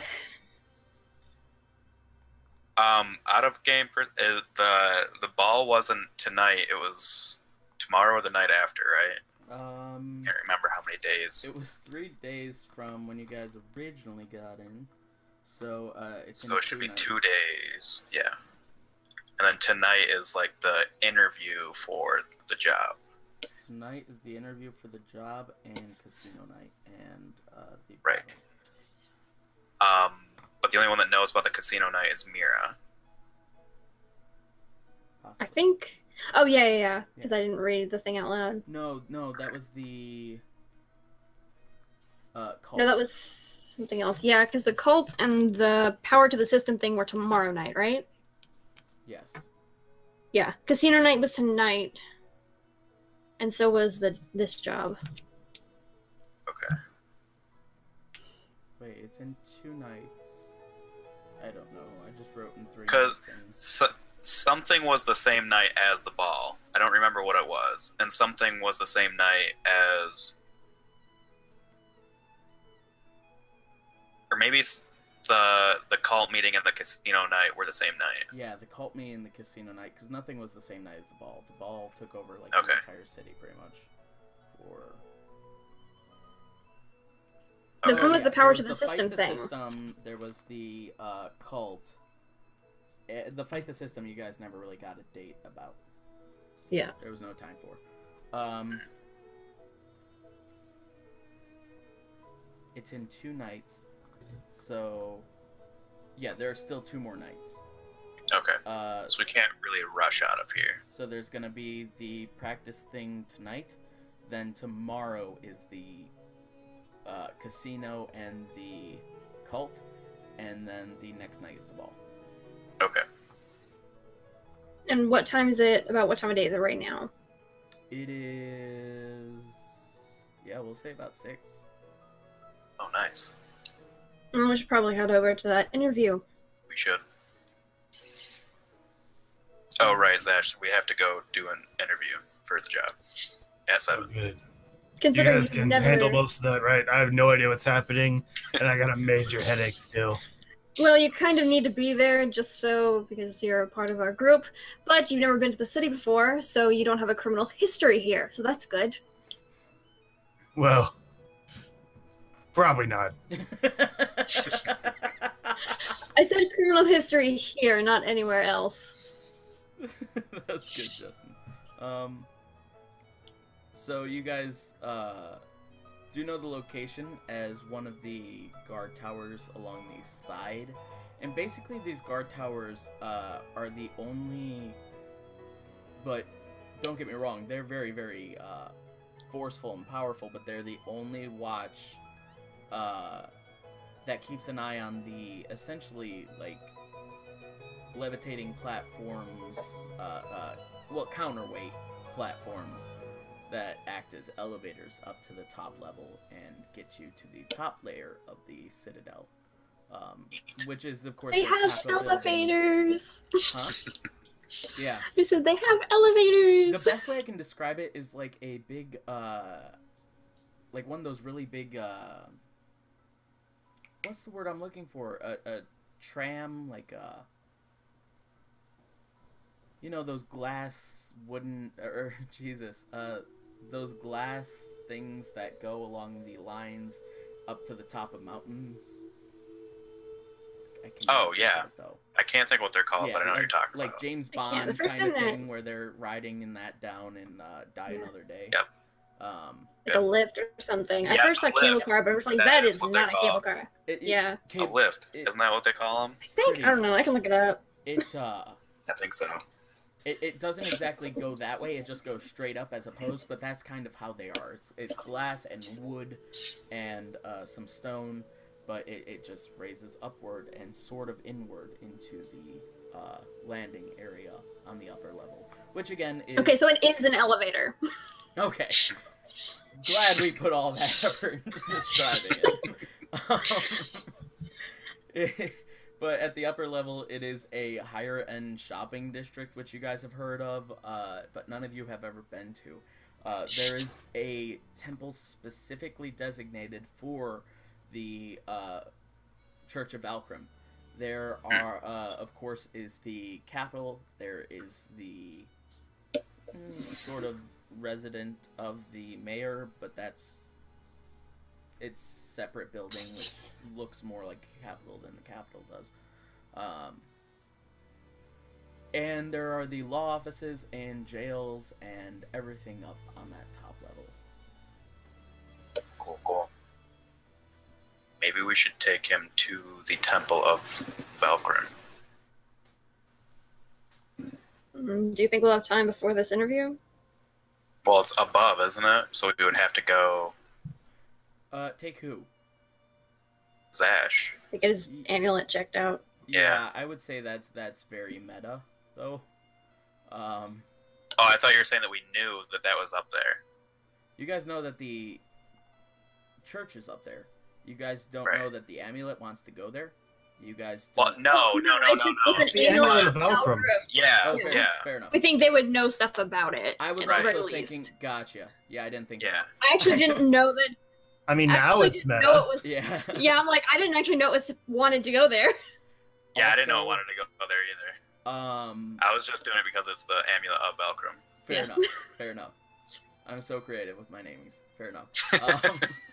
Also, since you are a follower of the Lord of the Light, I just thought that if you wanted to bring him to any church, it would mainly be yours. But it is the That's- Amulet of Valkyrie. Gotcha.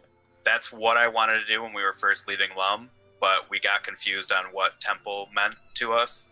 So you described like the big main like temples, the like more fancy ones, and not just any random temple. Because I can also get like free, like I believe I can stay at any Lodging. church. Yeah. Yeah. Yes, you can. So we could have had like free, yeah, rooms and stuff, but Well, you probably could have. Same thing with members of the Mages Guild can sleep at any Mages Guild. Members of the Fighters Guild can sleep at any Fighters Guild. right. Before we go into the room before we go to the actual interview, can I take like a scarf out of my disguise kit and kind of cover all of wrap it around my hair so none of my hair is visible? You can. What are you trying to hide? Well, the lady at the inn saw me, so I don't know if anyone. You said it was people. It was for a job for protecting people from Thornapple. Yeah. So that might cause a problem since I pretended to be one of them. It could. And she only saw me with braided hair and glasses, so I just wanted to cover my hair so no one knew what Alright. my hair looked like. Alright, so as you guys show up, a good 10 minutes before the sort of group interview kind of thing, you guys are escorted throughout the building. You guys talk to, one of the guards at the front of the area and say that you're there for the delegation freelance security job, and he takes you in where you guys are seated down into a somewhat small room. There are about 10 chairs set up. There are 3 people already in there, and the 3 of you join them. Do you guys sit down in the chairs?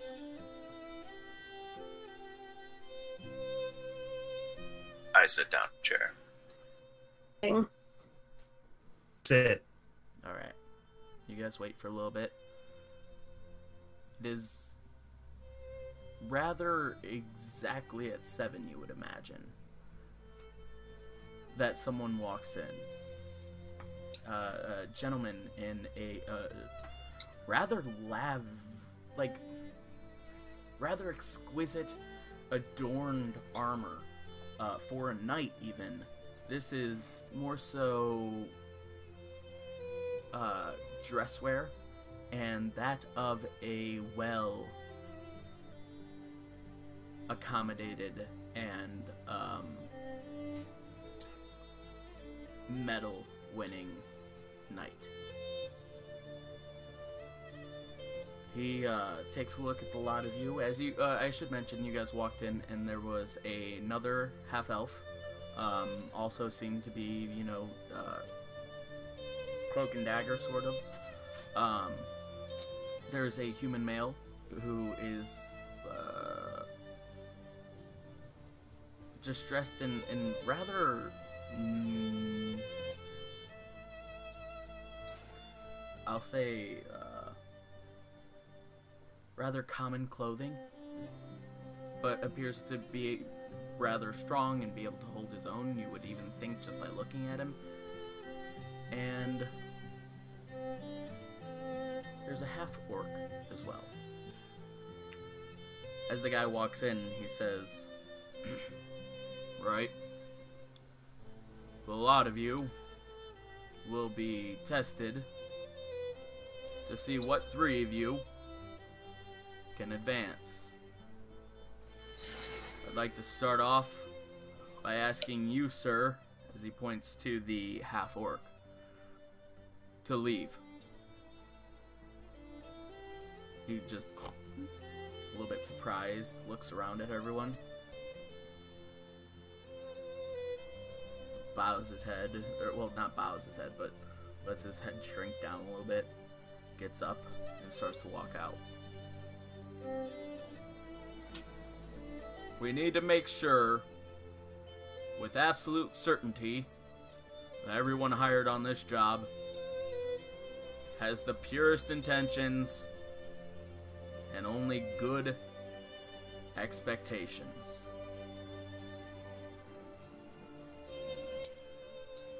Is there anyone here who would wish to do harm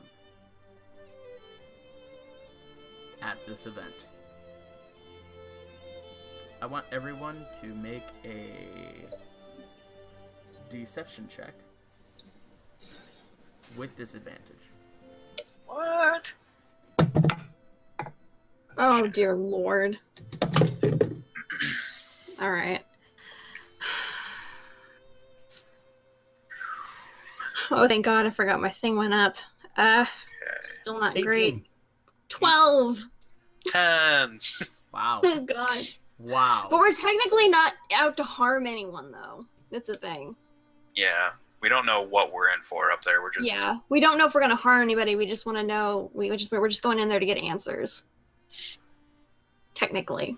Yeah. Technically. I'm probably here to harm someone. I don't actually know yet. Yeah, that's true. And he did the best. Technically. Alright. I have a Technically, plus 6 to deception, to be fair. But Lord Eowyn I have is a- up there. You can also assume that Peter is also up there. It's Peter. P. Flynn. Well, now I know lots is. of things. Did I? Meta, though. All I know is like I only know what K. I knew that. Oh, okay. I only know what K Flynn. That's it. I was very confused for a second. I'm like, who's Peter? P. Flynn. Well, I initially only knew of a K Flynn, and P Flynn was mentioned, but K. Flynn Is is he a the tiefling? person that you were going P. for Flynn the from the tiefling? beginning, right? yeah, K Flynn was the one I was going for in the beginning. Oh, I wrote down P. Flynn. Well, the guy is. Are they Peter the Flynn. same person? Apparently so. How many episodes have you been asking around for a K Flynn? A lot. Because that's what was given on the very first day of starting. She's like, you're looking for this person. I'm like, okay. To be fair, I'm pretty sure you mostly just ask for a Flynn. Yeah, I don't remember a mostly. letter. I don't I mean, know. I God remember it has was a K lot Flynn, to and I'm think super about. forgetful. God has to worry about the entire world, okay? God fair has to enough. worry about all your backstories too. Yep. But yeah, I went with I wrote down P. I don't know why. Maybe I wrote it in later and I just got it wrong. But yeah, it says P. Anywho, someone His Flynn. name's Peter. His name. I just thought if it was a K, it would be cool if his name was Kilroy. Kilroy Flynn. Kilroy Flynn. That would be cool. Something out of a spaghetti western. There's also another reason actually why his name not being K though works because well, a couple of reasons. One, because we have You do not have to tell me, because it Kelvin might here, end up being meta. which you guys need to know that he's good. Anywho though, where did I write that?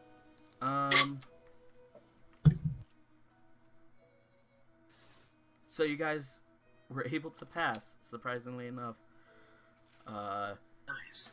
Most of you just nodded your head no, but Zash very confidently goes, nope.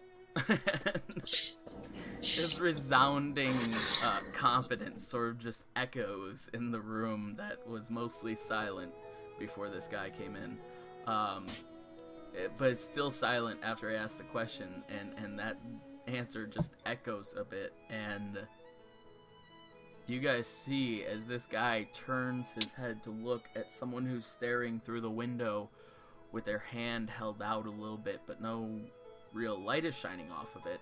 But you guys get the idea that he did cast some sort of spell, and he nods to the guy, and the guy nods back at him, and he goes, "Right. Well, it's good to see that that's out of the way. Why do you guys want this job? Aside from the gold, of course." Let's start with you. He looks down at Mira. I'm standing. Wait, no, how tall is he? He's still pretty tall, but you didn't sit down? No, I didn't. I'm standing. Okay, I missed that bit then. I asked who all sat down. Gotcha. I think Justin and I talked at the same time, so that's why. Gotcha. He looks at you then, still standing up and not in one of the chairs then, which does rather fit that he turned to you. And he just looks at you. He's still standing another foot over you, but not too much more. He appears to be human, from what you can tell. I mean, it seems like a nice job, and I get to look at people who wouldn't normally come to my level. Interesting answer.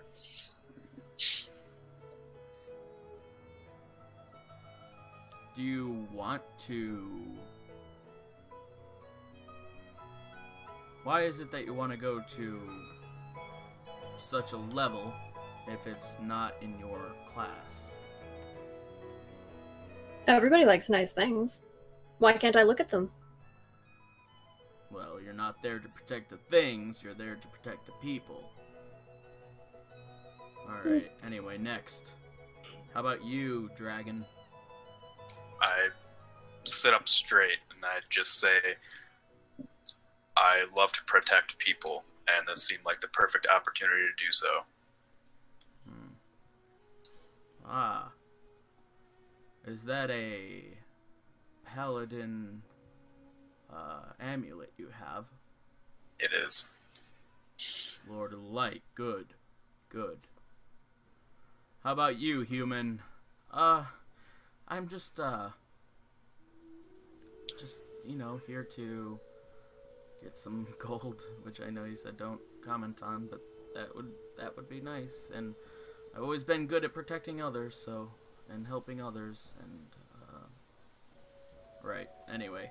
How about you, elf? I'm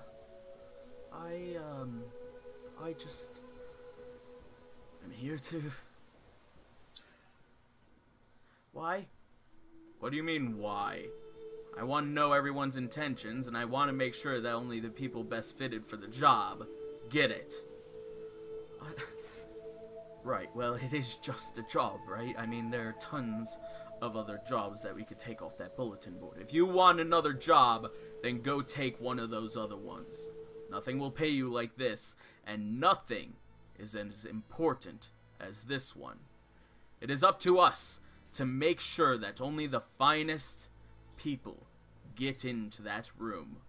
It is up to us to make sure that no one with ill intentions, no one who would try to bring harm to the Citadel or its leaders, get through us. So, if you're planning on getting into that room, you best be able to prove yourself.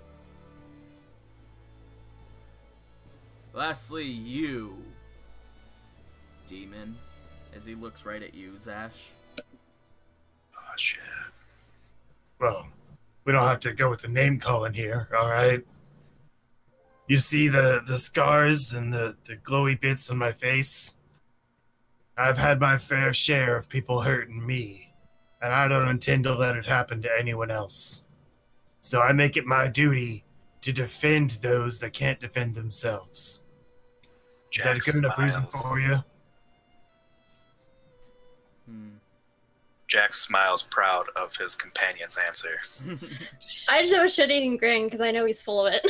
Jack feels like he's rubbing off on him and believes every word. Right. Well, let's see what you guys have then. If you guys will take a look, behind you is a door. Once you pass through that door, you guys have 5 minutes to make it through the other door on the other side. Interesting. Simple enough, right? This is some sort of race. Well, yeah. The first 3 to make it out, if they do well enough, get the job. If they fight bravely and honorably, they get the job. If they don't kill anyone on the attempt, they get the job. That being said, watch your backs. Interesting. So, who's ready to face what is behind that door? I stand up. I'm ready. And I whisper Badger to my sword. Only one. Good to see. Oh, we all going at the same time? I'm ready. Alright. If this is needed to pass the test, then yes, I will do it. Everyone, stand up by that door. So you guys slowly walk over. The 2 others, a bit less eager than you guys. Is it like double doors, or...? It's a single door. You guys sort of file into a makeshift line as you guys approach it. I'm leading the line. Alright, you, and then Mira, who is already standing, quickly just slightly shuffles her way over. And then Zash, and then the human, and then the elf. All make your way through. As the door opens. Only 5 of us are in there? Yeah, the orc was asked to leave. I thought there were like 10 people. There were 10 chairs. Only 6 people showed up. Oh, Yeah. okay. And only 3 are picked. And I'm assuming it doesn't matter that we're a group. Yeah. I don't think they really know we're a group, though. Probably not. Alright, so with you first, Jax. Actually, the gentleman sort of scoots his way over and he goes, "Are you ready?" As he scooches in front of you, Jax, and he opens up the door for you and steps out of the way as he expects you to, all of you, to quickly rush in. I want everyone to... What did you do with the puppies while this all happens, Ash?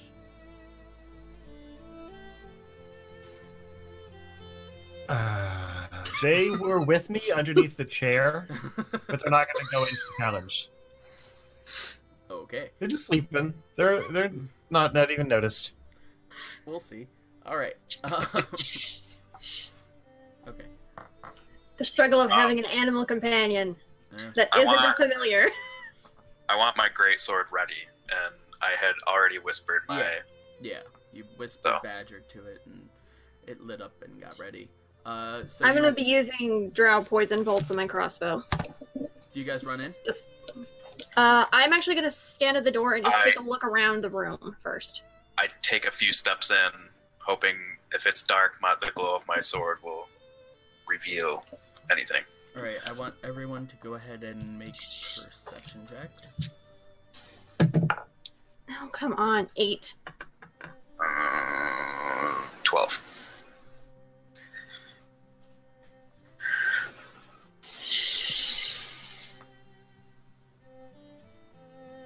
Justin? Dang it. 9, but passive perception 14. Okay, but 9, If you're- 12, and 8? An 8. Okay. Luckily, Brandon, you rolled a 12. Considering Jax was first, you are able to notice that as you walk in, the ground turns to dirt, sort of like a really hard rock, and looking with the shine of the light as much as you can, because it is so dark in this room, completely dark, you see that there is just a sheer drop right in front of you. Oh, shit. Glad I didn't run in, because I was about to. It goes down for hundreds and hundreds of feet, and now that you guys are in the room, you just hear as lanterns, as not just torches along the side of the wall, but like bowls of flames just light up around the outside of the area or arena or whatever you want to call it, the room, light up, and you guys see that there is just one hovering platform of this clay, hard dirt rock in front of you, and another side with another door. Now, on this platform, hovering there, is a dummy of sorts. Just looks like to be a normal fighting dummy made of straw that you would see at any fighter's guild or battling arena or anything like that.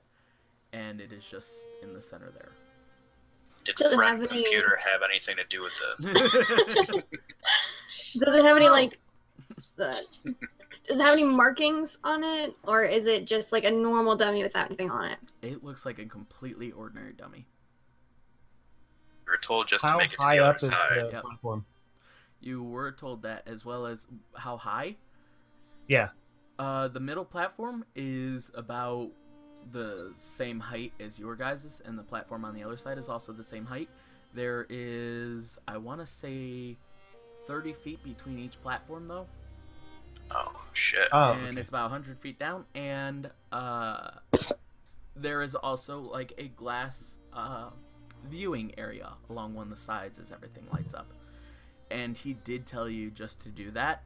However, you brought up a really good point, Brandon, because you guys just hear an echoing voice come in as he says, "Oh, and one last thing.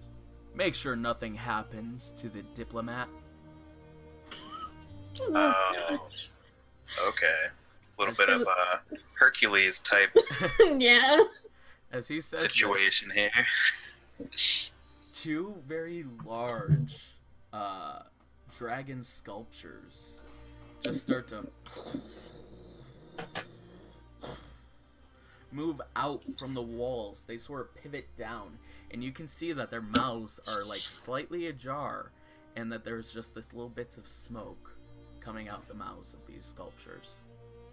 They are aimed right at the dummy. Oh, shit. We got 5 minutes, people. 5 minutes. So the nearest platform from us is 30 feet? I'm trying to remember the jumping rule. How far can... Yeah. It's like... It's based off of your strength, right? It's like a third, I think. I think so. Or a tenth. I don't know. It's one of those. God, I can't remember. What do my beans do? I forgot. Oh, shoot.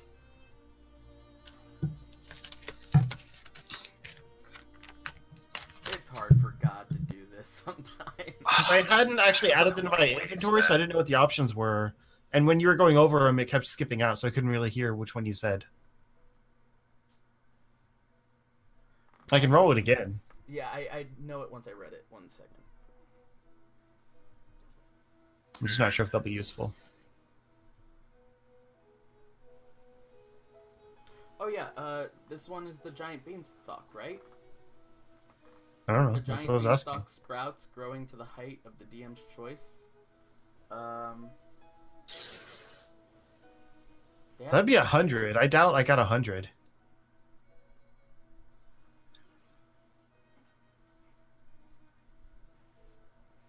Yeah, that was a beanstalk one. It was because I was messing with my papers. It was because I remember we saying that we would go to the land of giants, and then I think I started singing Giants in the Sky from Into the Woods, but I can't remember. Yeah, that's what made me think of it too. Yeah. All right, then okay, that's fine. I can't use it here. That's not very helpful, but it's good to know. Can I take a look around now that the room is lit and see if there's wait. any... No, I think that you guys assumed that, and I never told you guys what it was. I think it's something else. Oh, yeah. Yeah, I think that was it. I don't remember. Okay, you guys never got it appraised yet. It's something else. Sorry. So I rolled this it, but this one sounds a lot more familiar. So this is saying that for running start is 10 feet of movement towards the jump point before jumping. Running the long door jump behind equals you guys- strength score in feet. The door behind you guys is closed. There's only about 5 feet of cliff before it drops off.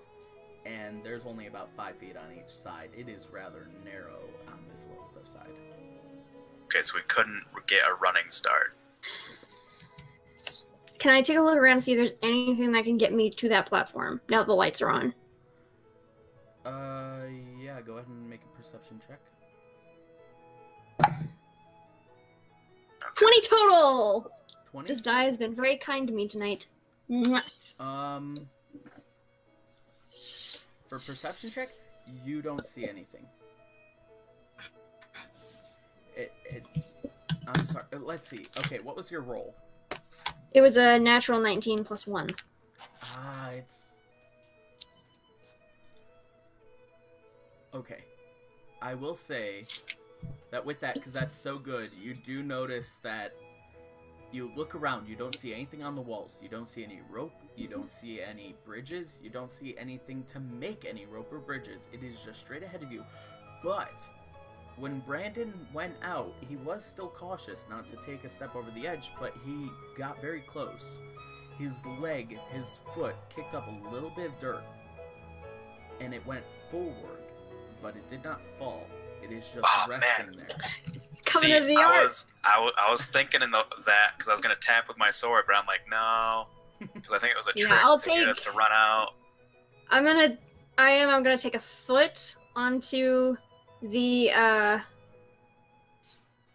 empty space and see if it sticks. Just straight in front of the door? Yeah. You hold out a foot, and there appears to be a pane of glass there. Alright, I'm going to put my foot back and mimic like I'm casting a spell. Just mimic. Okay. So people think I'm casting a spell. I love it. Okay.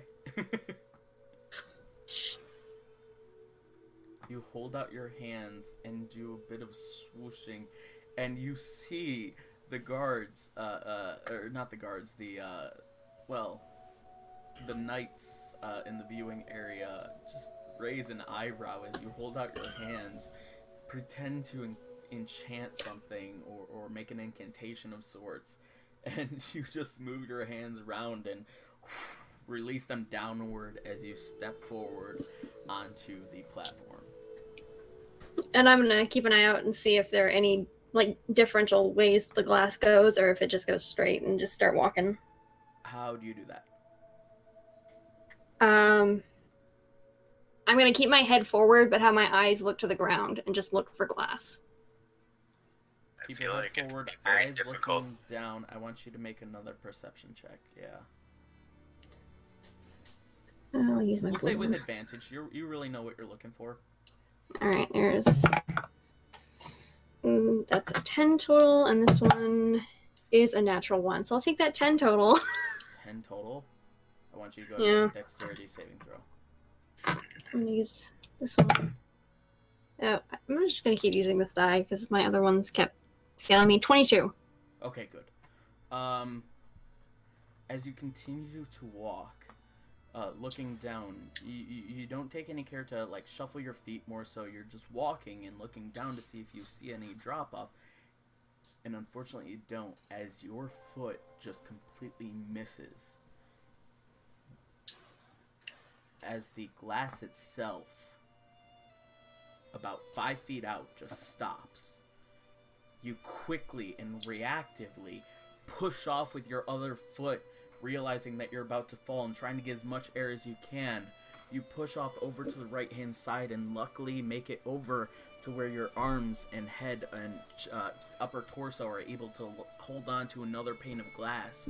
As your legs are dangling and kicking, you're able to slowly shimmy your way up onto a separate piece of floating glass.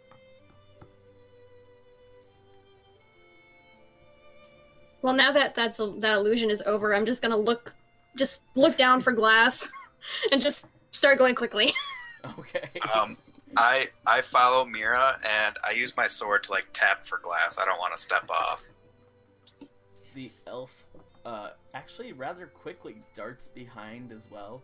He sort of pushes his way past Jax, and jumps over to the other platform, and is following behind her. You are a paladin, Jax. Don't trip the poor boy. We need to win. Did you trip him? Out of game, I would love to trip him.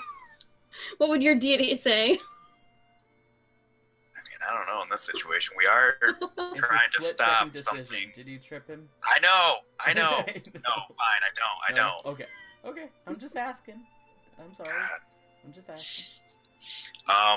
But no, I do want to follow, and I also want to make sure I'm never on the same piece of glass as anybody else. I don't trust it. Okay.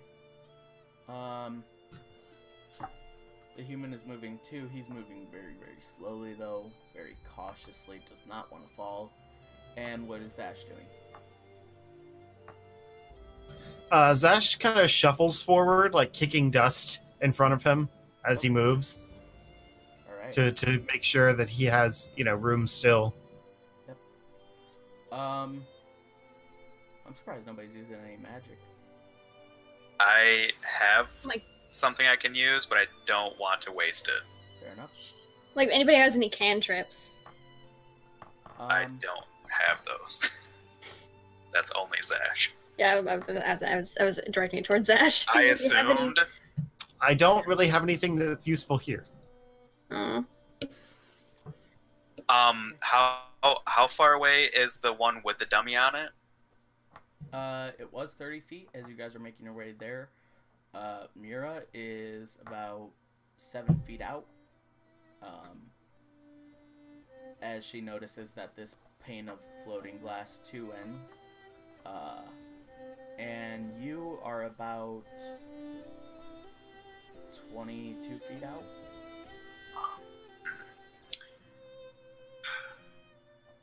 I don't know how the process is going to work, who he's going to pick, but I want to make sure that it's us.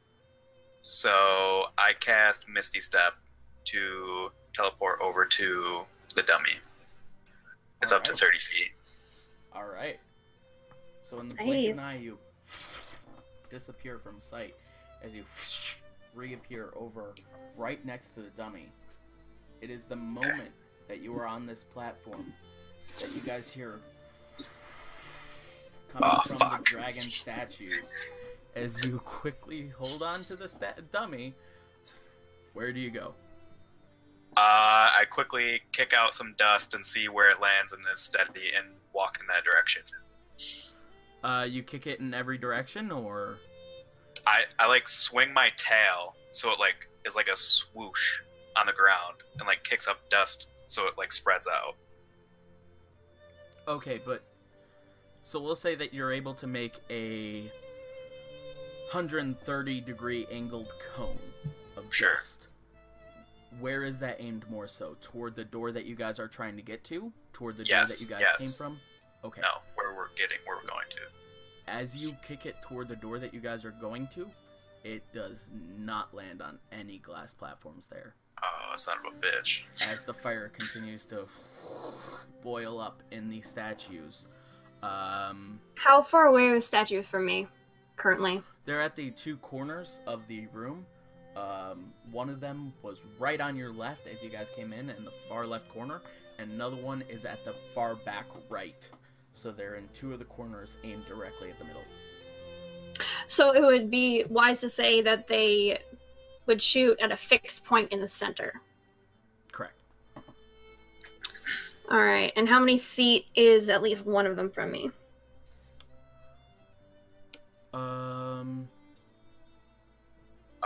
Just as a precautionary thing, I pull out my shield and I shield the dummy, like holding the shield so it's covering the dummy mostly. Okay. All right. And I do want to kick up dust one more time in the opposite direction. In the opposite There's direction? only one dragon, right? There are 2 statues. Okay, I thought you were saying they were on both sides, but you only said the fire and the dragon singular. I want to use Eldritch Blast on each dragon because I have 2 blasts now. Each statue. Yeah. Okay, go ahead and make those attack rolls. As Brandon, you pick up the dirt in the opposite direction. I will say that you catch a little bit on one of the sides in the left direction, which is the side from where they're coming from, but it appears to be more so angled out to the left.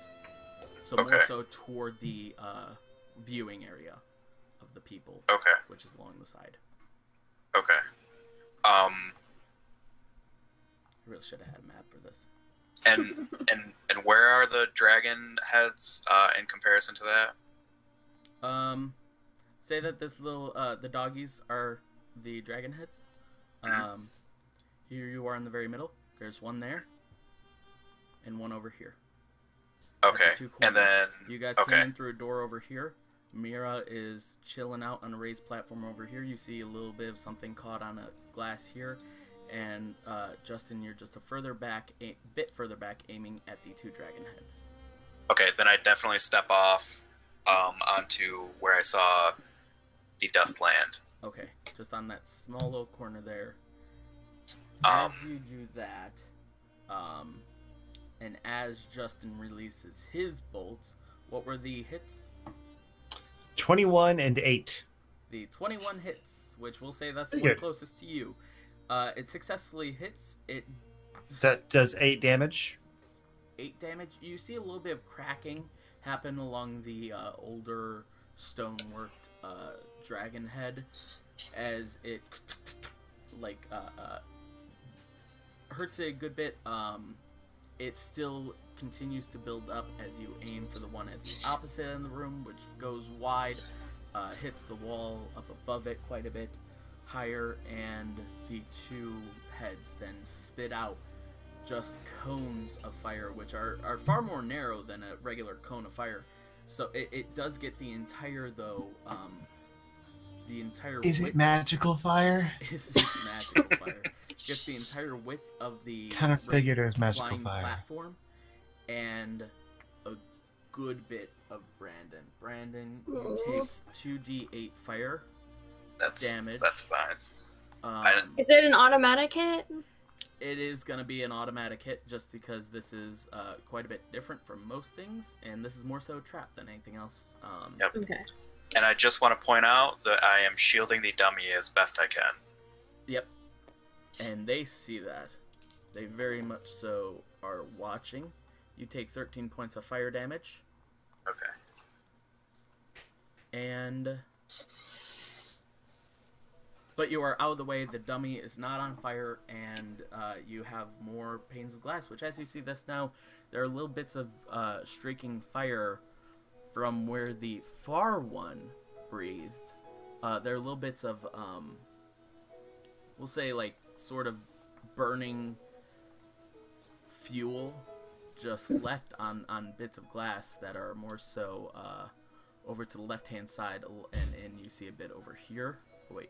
Okay. Is it kind of like when you burn a candle that's really, really low and it has black on the glass? A little bit, but it's also sort of like when you burn,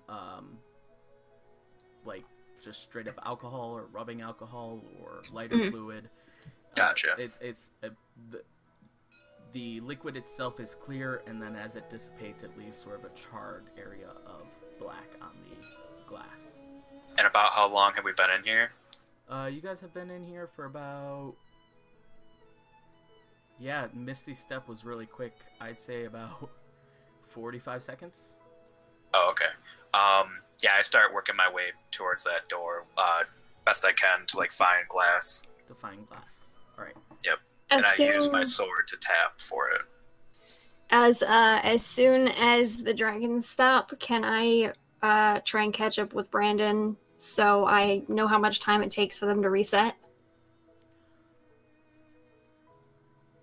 You can, After I you can catch touch up it? with Brandon, but you're noticing that now that the dragon statues have done that, they're already starting to close back into their corners of the wall that they came from, which I was just going to mention. They're beginning to close up. I'm gonna catch up with Brandon. All right. So you guys up there. The elf is also with you guys. Fuck the elf. That would take more than 5 minutes, if you know what I mean. That was Ash speaking. I'm not that confident. I'm gonna definitely make an my words aren't working. I'd like to get a good look to see if I can find more of the glass. Yeah. As you guys keep an eye out for that.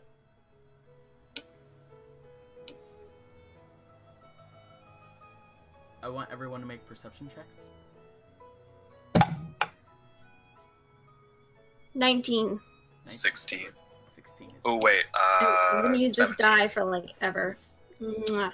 13. 19, 17, and 13. Alright. So you're all able to keep your eyes on the platforms and where you're supposed to go as you guys continue to make your way down. You guys are now, I'd say Brandon and, Mira and Jax, you are about 15 feet away from it now. Okay, then I just jump. You're okay. That works. But also with your guys' perception checks, not only you guys start to see movement below you. Big movement. And you guys notice as this face comes up from down below you, as it would appear, a bronze dragon is below you guys. It starts to rise up and lets out a single roar, now catching Zash's attention as it lets out this terrible roar. I want you to go ahead and make a dexterity check with disadvantage. Or if you wait. still choose to jump. Is anybody within 10 feet of me? I think I would be. I'm right next to you. Yeah, she Let is. me... Okay, because I have... Oh, shit, that's level 6. Damn it. Never mind. Gotcha. Thought I had it. Never mind. Are you still jumping at that moment, seeing that? Because you saw it Yes. slightly before you jumped. So you go for the jump. Go ahead and make it with disadvantage. Would it be behind us or in front of us? It is right to your left. Like right there. You guys had to follow along more so on the far left side. You're about 15 feet away from it over here. It is here. And the dragon came up in the center area where there was no glass for a reason. Right here. So I rolled amazingly. Just throwing that out there. First one was a nat 20. I know I can't use that. Yep. Second one, though, was an 18. Minus 1 is 17. But still. That's pretty good. Yeah. Yeah, that is pretty good. Alright. So you make it on over to the other platform and you land on the rock. You're still about another 5 feet away from it. It is now the elf guy's turn, who, with disadvantage, he makes it. And it is now Mira's turn. Can I, Following up. I guess as a bonus, can I get a good look at the dragon real quick? Yeah, for sure. Actually, as you do that too, Brandon, go ahead and roll initiative for me. Oh, shit. I think it's if you're up against the elf. 10. Yeah, he goes first. And actually, this is a bit different. We're going to try and do it all at once. I want you to do a dexterity saving throw, as he's going to use his strength and try and stab the mannequin. Nat 20. Okay. Yeah, that wins. Why is he freaking trying to stab the mannequin? He said not to kill anybody, you idiot. The guy I said do to have watch your my back shield, before the test. covering the mannequin. You do. It's a nat 20 though. Go ahead and make we'll say with advantage. Oh shit. Oh god damn it. 19. Still beats it. 19. It does barely beat it, but he's able to get the side of the dummy and like to any layperson's eyes this would be tis but a flesh wound. So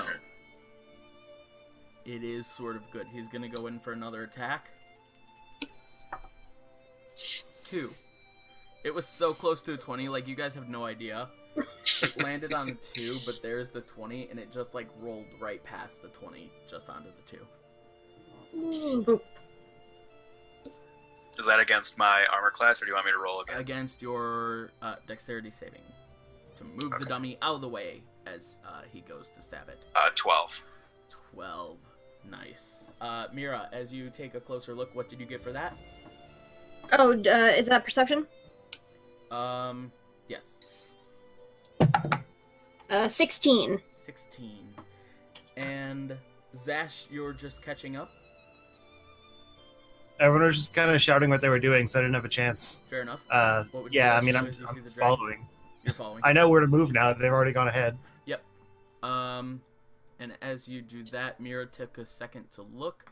So we're going to say that you go ahead and make a dexterity check. Not a saving throw. As you okay. As I make the jump, acrobatics. What? I'm just curious. For this, we'd say just straight up dex. Okay. Well, no, I can't remember I can't remember if it's acrobatics, athletics, or just dex. I can't remember. Yeah. I know. Yeah, we'll say acrobatics. We'll see if you can put a little bit of flair on it. You know, do a flip. Okay. I mean, it's the same either way, but okay. As I go across the gap, I hold on to the immovable rod. In case I don't make it, I can click that button real quick and just kind of stay in place. Smart. All right, go ahead and roll that. But that's a 21, so I think we're fine. 21, you make it across, and Mira, you do start to see a little bit of shimmering across the bronze dragon's face. Can I see if there's any glass underneath the dragon?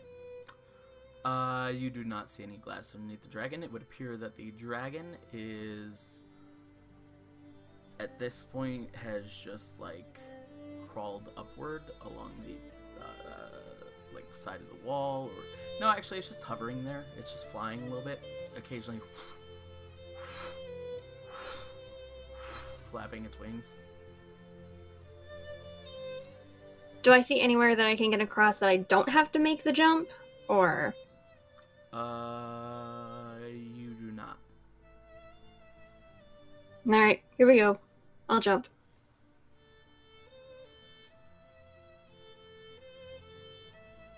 Am I still fighting this guy? Good question. We will get to that in just a moment. Acrobatics. Okay. Just wondering if I have to prepare. Yeah. 18. 18. You successfully make the jump, and the moment you land on that platform, that door opens up on its own, as 3 of you have made it across.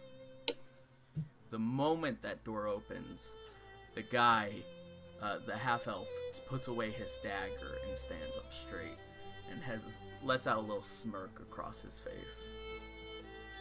Asshole. I knew I should have tripped him. Do you say that loud?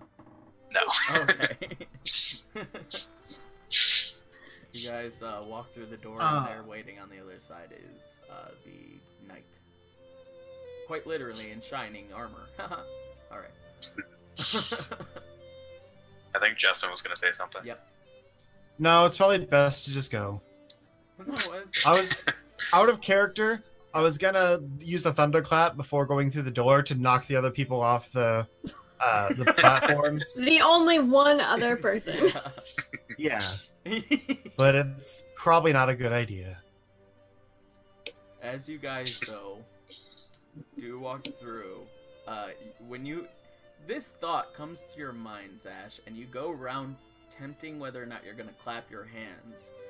But as you were thinking about it, the pillars, they let out sort of more of a bit of light as they light up. You guys just watch as, well, only you really see this, as the ground just starts to sort of evaporate and, starts to materialize is a much better word for it, and appear where it was not before. You can see, too, in the spectating room, that mage who was casting something to read your guys' thoughts earlier, holds out his hands to bring an end to the spell that he had cast in this room.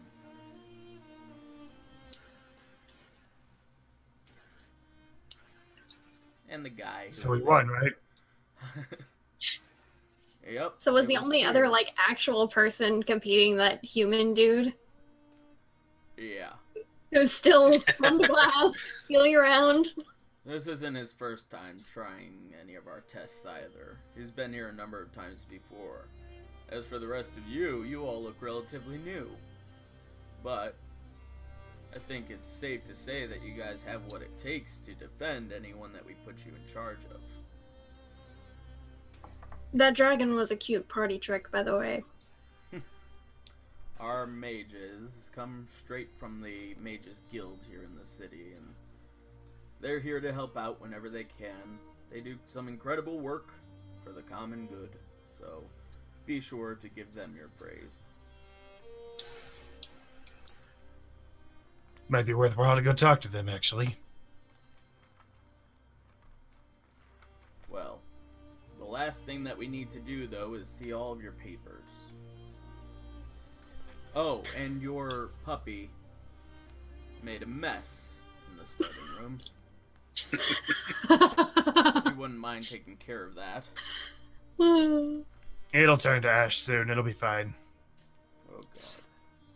Now, No Zash, idea how your to- dog, it's your responsibility. You should clean up his mess. Or her mess, my bad. All right. He gets a little doggy bag out of his pouch and goes to pick it up. Always pick up after your animals. That's what I always say. That. Oh my god. Contradicts exactly what you just said. He was reassuring that it won't leave a mess or anything. To be So fair. The papers? Yeah. I believe Mira has them all. Yeah, we have letters of recommendation, I guess, from our guild leader. Good. You need that. As well as your personal papers. You know, the papers that you use to get into the city. They didn't even They check. didn't check papers, did Yeah, they? they didn't check all of our papers. Ah. They just kind of let us Well. in after passing of the barrier test or whatever it was. Well, you're supposed to go through both of those. Well, you might need to retrain the guards at the front gate. Do you happen to know who they were, what they looked like? No, they were all wearing the same armor, kind of covering their faces. It was really hard to tell. Damn. Okay. Yeah, we definitely need to look into that. An internal affairs issue, yeah, those can be tricky. But everyone should have their passing papers. No matter what. If you've been to the city, you should know this. And Mira, you have both your regular documentation as well as your whatchamacallit. Yeah. So I give my regular documentation. Okay. Everyone else, you Which just is- have your base documentation, which is, since you've been passing in and out of cities, you all have had them for a number of Okay. times. We hand over our papers. Papers, please. Yup. Alright.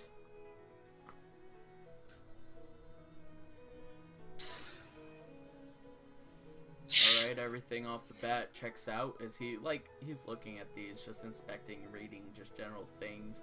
Cities that you guys have been to, and he takes a good bit of time on little page of the booklet, as it were, that tells what cities you guys have been to.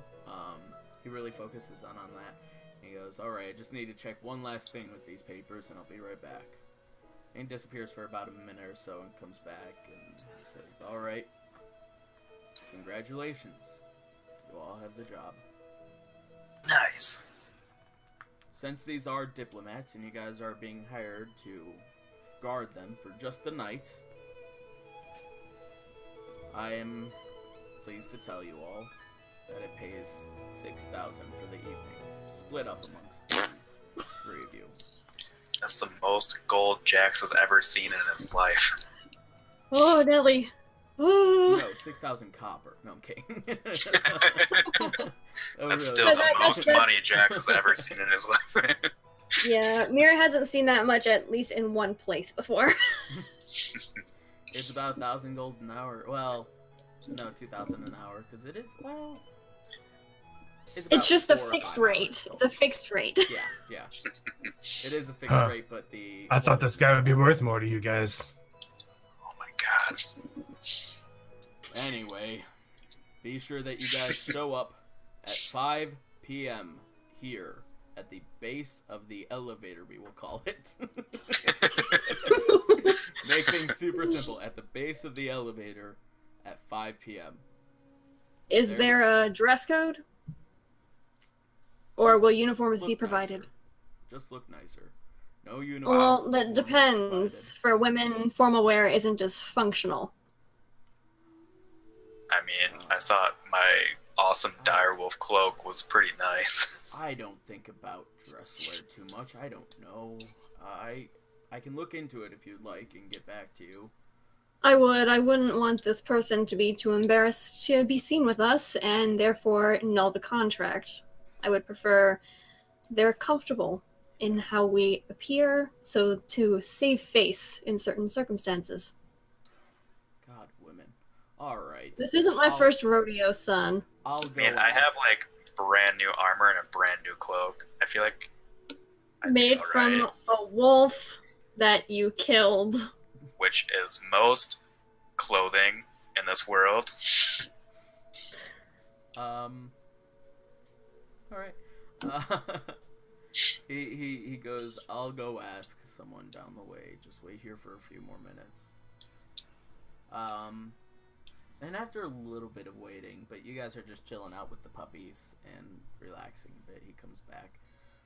Alright. Yeah, apparently there is a dress code for the evening that, Great. will probably get rid of most armor for women, at least. If you are a gentleman, you wear your decorated armor or nicer armor. As for women, it is mostly dresses, and gentlemen also black tie if you wish to do that as well. I do not. If you do have armor, be sure to wear a couple of medals with it. That's really the only acceptable way of doing so, to make sure that it's been battle worn, you know. Do you get medals for every battle you fight? I mean, my direwolf here is my showing of battle. Well, when you work at the Citadel for Lord Eowyn, you are accommodated and correctly given whatever medals he sees fit. Those sort of accommodations and praise often carry lots of sway here in the city, and that's why it's more so customary to wear those. If you wish, you can just wear armor without medals, but you'll stand out a bit. And out of them, it's sort of like the difference between wearing a uniform and wearing a set uniform in the military for special occasions with the medals. I got that. Yeah. I just felt like I was there to protect somebody, so I would want to be fully armored. I wouldn't want to... Yeah. You can still wear that armor. but you might need What? to find a medal somewhere. That sounds up to like you. We can go to the pawn Difficult. shop. You can. You guys That's have a been good- arrested that's a for good stolen idea. valor. that's a bad idea. Yeah. I don't know. I don't know. Yeah, we'd need to see. It's all up to the rolls, guys. All up to the I guess it's fine. If nobody else is wearing armor, I guess I won't wear armor. Zash keeps his armor on, but uses disguise self to look exactly the way the guy described. God damn it. Warlocks. Well, that will work. Alright. Don't forget, guys. 2 nights here, 5 p.m. Will do. As he just starts to turn around and leave. Yeah, no, sorry, I did look a bit more. The, casino night is tonight. Oh, okay. So then, can we even bring our weapons into this thing? If we gotta look all fancy. I'm pretty sure they wouldn't want me to walk around with a giant greatsword. Most of the time, no. But considering that you guys are hired arms, yeah. If you guys That's were why- to just take tickets and go in there, you guys would not have been able to bring anything. But that's why I figured we would be fully armored, because we're like... Yeah, but you still We're need to basically look hired guard. presentable for the person that you're hired by to look presentable, you know? Then they should give us fancier looking armor for the night. This is the town's guard. They have very little to do with it. Yeah, it's a personal thing. They were just testing. I'm just saying, I can't protect very well if I don't have protection myself. Yeah. Then you can Well, we wear can your always go to things one of and the- just see what we can- happens.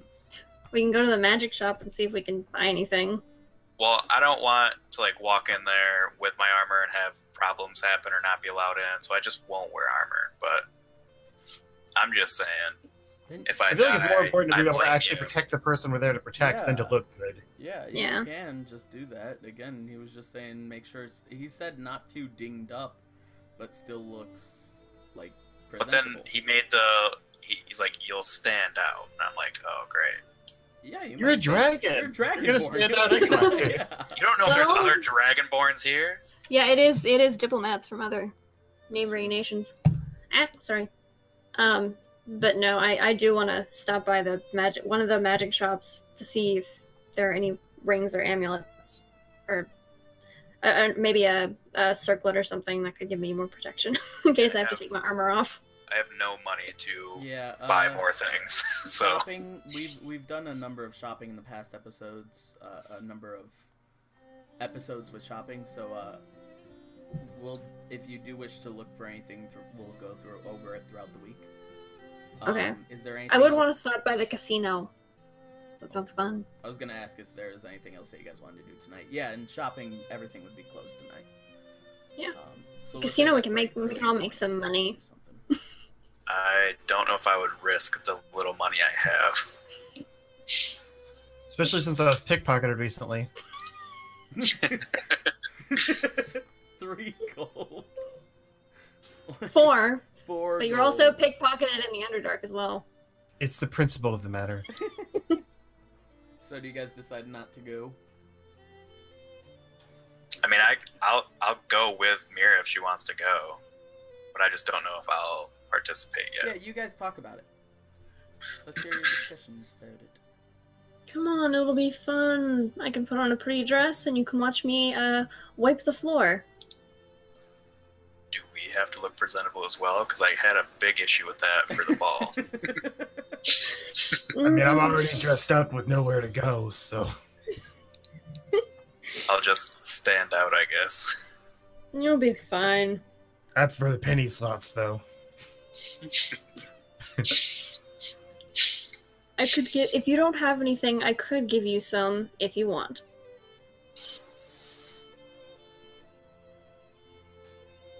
I mean, I have gold. I just don't have a lot. Well, we can see what there is to play, and if you want to play, I can give you some money. I said I was on board and I'll go. I just don't know if I'll participate yet. Alright. Can you guys make up a wall again? Sure. As you guys go,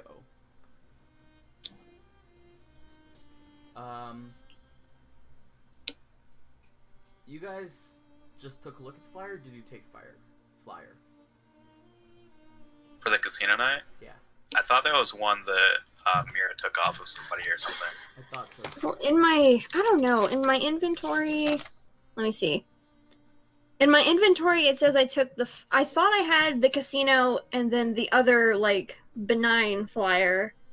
But you said that I took the Fight the System and the Cult of Sparrows flyer. So I changed that and wrote those down. But I don't know which ones I took. Because we were on the fence about it. Yeah, we'll say that you also took the casino one. Okay.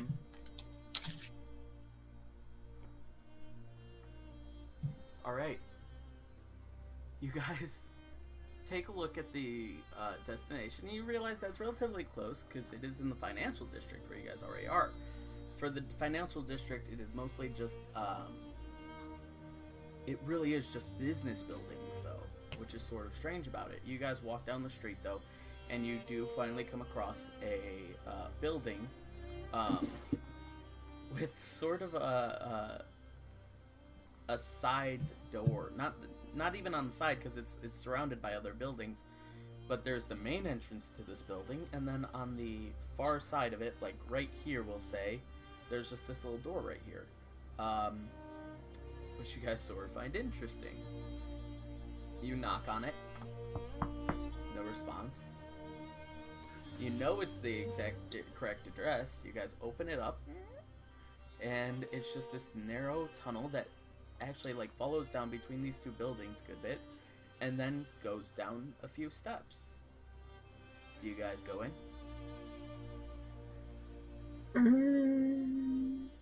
Yeah. Does anyone want to take point and just make sure that this isn't something shady? Zash stealths in. Okay. As you stealth in, go ahead and make a stealth check.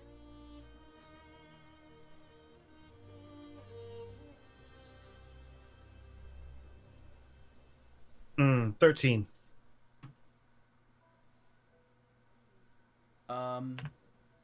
Okay. You sneak in, you sneak down the steps, and there is a gentleman, though, at the bottom of the steps, very large, half-orc, looks similar to the other guy, but you can tell that he's slightly different from the guy who was in the room with you. And he just sees you and he goes, "What are you doing? You here for gaming night?" Well, now I am. That sounds awesome. Alright. 5 gold to get in.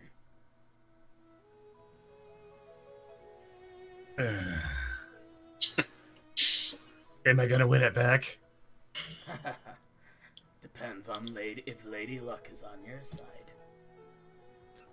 You sound a lot like the voice in my head. Not a professional voice actor.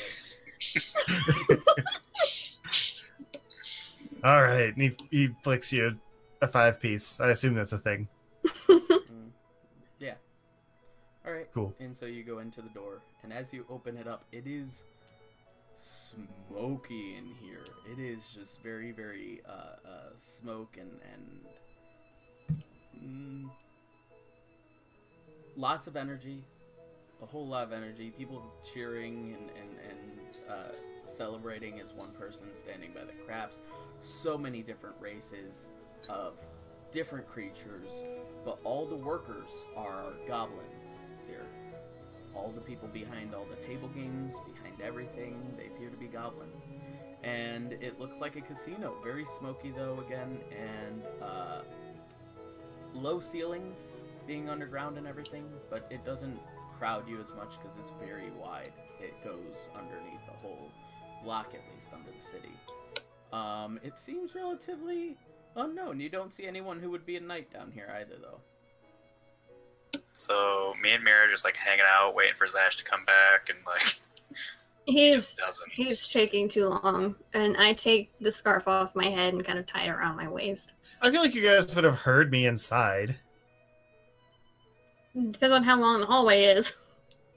Yeah, no, it's sort of long. Well, I don't know. Go ahead and make perception checks. 9. Ooh, 19. 19, you did hear him. I roll really good when it's not that important.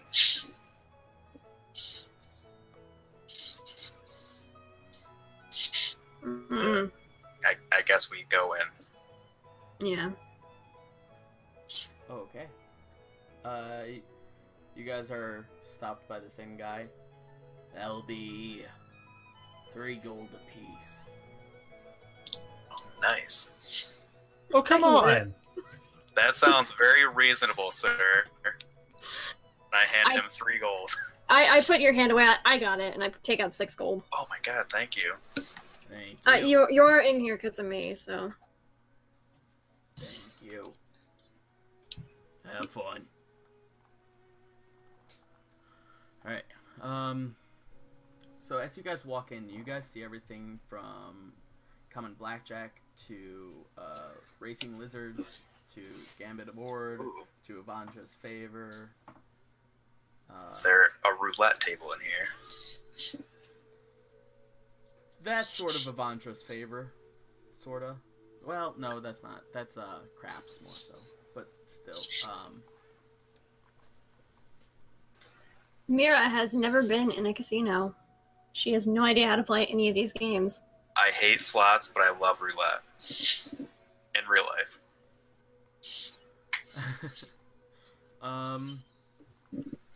Yeah, we'll say that there's roulette, but it might be a bit difficult to translate over to this. You don't need to make roulette. I was just asking. I just wanted it to be like, I put everything on black.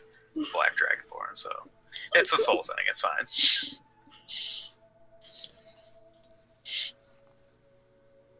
Alright, what do you guys do? What games do you guys like? I'm just gonna walk over to a random table. I will follow Mira for the time being. Also keeping an eye out for Zash, because where the fuck is Zash? He shouldn't be too hard. Well, no, to be fair, there are all races in here, so he might be a bit hard to spot. Maybe a couple other Genasi. Zash is just kind of reading the room, seeing if there's anyone gullible that he can scam. Fair. Go ahead and make a perception check for that. And sorry, Rachel, what did you do? What did Mira do? I just went to a random table because Mira doesn't know how to play any of these games. Fair enough. Adjusted 20. Okay. Yeah, you do see like a couple of people who are a bit finicky with their money and just like really on the edge trying to make some money back. However, not many of the games are player versus player.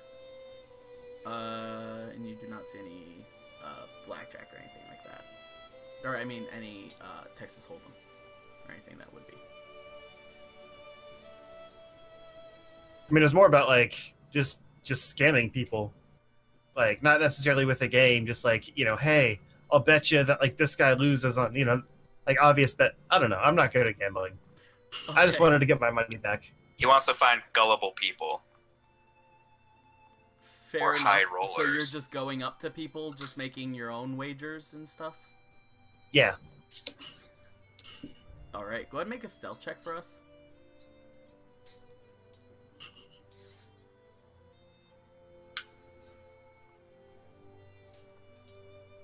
$15.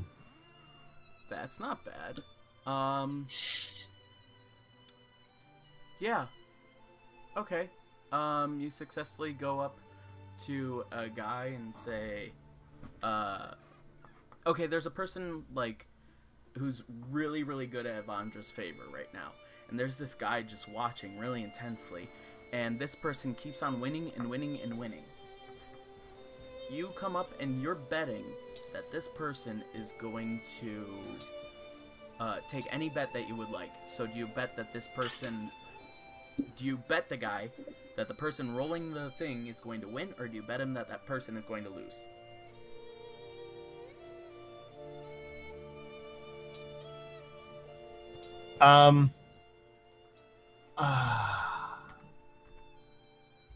I bet him.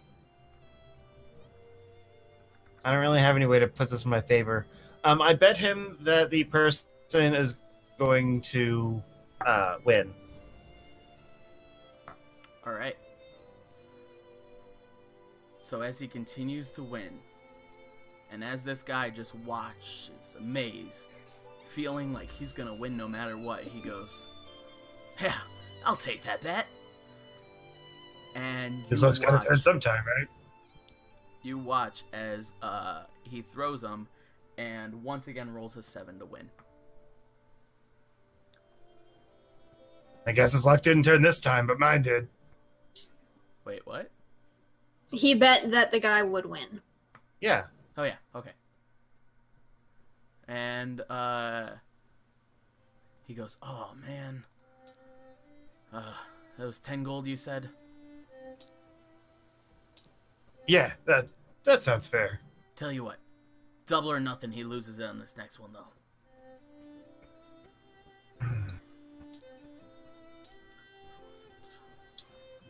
You're on. All right. And he wins again. Oh, 20 gold. You're not very good at this. There it is. One more. No, unlike you, I know how to quit when I'm ahead. Oh, He nice. takes the money and leaves. Fine. Have a good one. Alright, Brandon, you make your way. Well, Jax makes his way over to a roulette table. Yeah, I do. Thank you, tabletop sim. Yeah. How much gold pieces do you use? Is there a minimum buy-in? 10. I'll do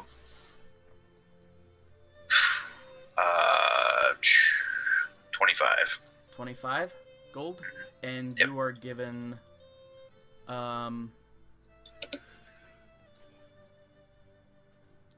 25 of these then. Okay. Oh man, this is some high roller stuff, huh? No $1 chips. Yeah, no. They That's fine. they do this to take away the thought of 2,500. All right. So where would you like to place?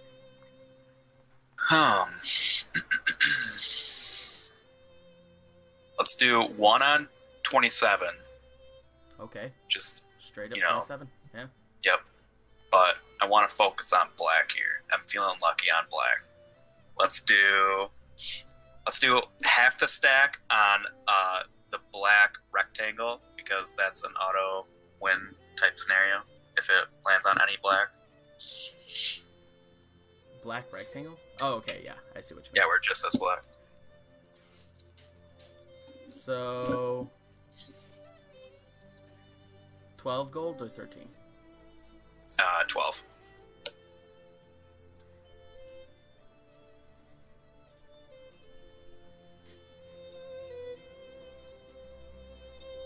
Actually, that would be easier, wouldn't it? Okay. Yep. And just hold on to the rest, or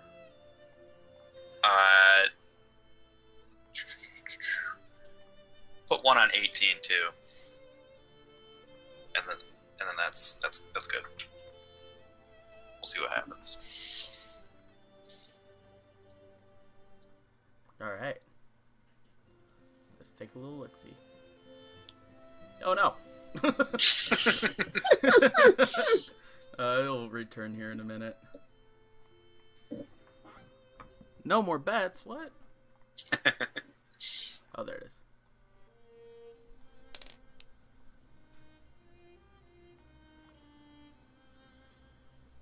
Sorry, that's usually better. There we go. It's gonna do it. Okay, good.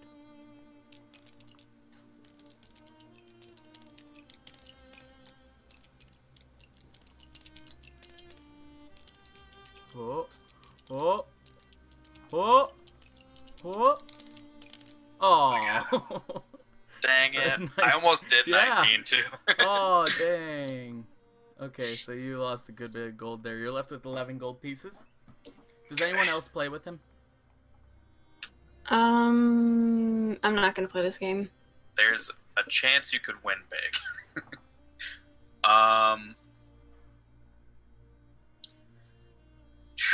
Man. Put another one on 27. Okay. Another one on 18. Oh. Another one on 18. Then, yeah, just throw the rest on black. Oh, wow, okay. Ah, shoot. I just don't want to sit here and take up everybody's time. Ah, shoot. No, you're good. So we'll just see what happens. Well, we can do multiple games while he does this. Justin, do you go up to any more people? And just continue doing this? No, he's not a big gambling fan. He just wanted to win his money back. Alright. 22 black. Oh, nice. So what are the odds on this? I double that, right? Yeah. So 1800 back to you. Nice. Boom. Almost made my Got it. money back. Cool. 18 gold. And while you pick your next numbers and think about that real quick, Rachel, what would Mira like to do?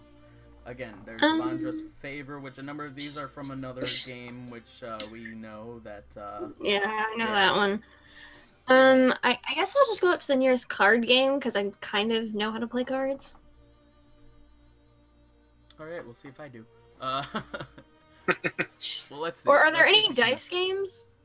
Just so I know, what are the odds on the individual blocks on this one? Because I believe with This most is- roulette, it's Yeah.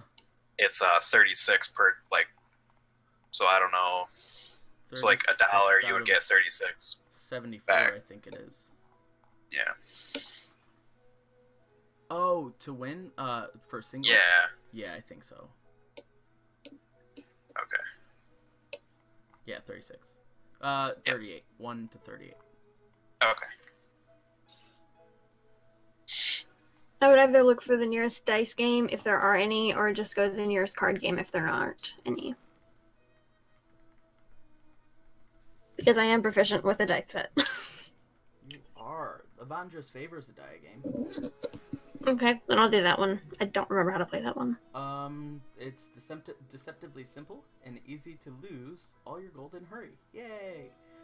Roll the dice, and may Avandra be with you. Players roll 2d6. If they add up to 7 or 12, the player wins. But you get 2 with advantage since you're proficient. Alright. Alright, and where are you betting, Brandon? I'm gonna do 2 on 27 this time, 2 on 18, and I'm putting the rest on black. Let it ride.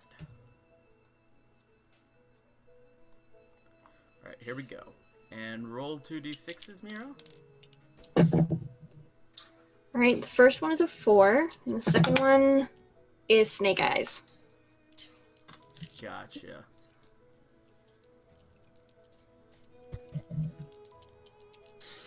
A total? Nice. 4 and 2, so my highest was 4. I mean, total for both those? Yeah, 35. Wow. You have 28 gold pieces now. Yeah, I do. 2 and 2 Making a again? profit. Yeah, I'm gonna do 2, 27, 2, 18. This time though, what do I have left in my stack? 24. I'm gonna play it a little safe this time. I'm gonna do half the stack on red. I don't like the odds of hitting black again. That was 2 in a row. I don't want to do that right now, so I'm just gonna... You're fine. Okay, Mira, it's 10 gold buy-in. So Alright. with that, then, there goes 10 gold. I'm Now, if gonna you- play again. Yeah, if you do this, though, I want to say, with advantage, we're going to say, how much was it? 12. Okay. We're going to say, Mira, that you get to reroll, one die at a time as you go. You know what I mean? So you roll both die, and then if there's like a 4 or something, then you can roll 1 and see if you get a 3 or a, what is it, 6. No, you want to get a 5 and a 6 because it's, no, you want to get 2 6s. Okay.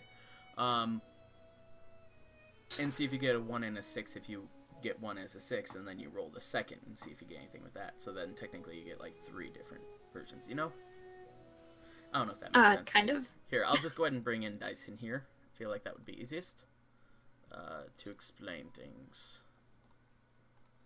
Sorry, guys. You're fine. No worries, you're good. Speaking of, while I do this... There we go. Are you just people watching, Justin? Come on, 27 or 18. D6. Watch this be black again, and I'm gonna be so pissed. Okay. So you rolled a 6, and now out of these two, which one do you want to roll? 26 black.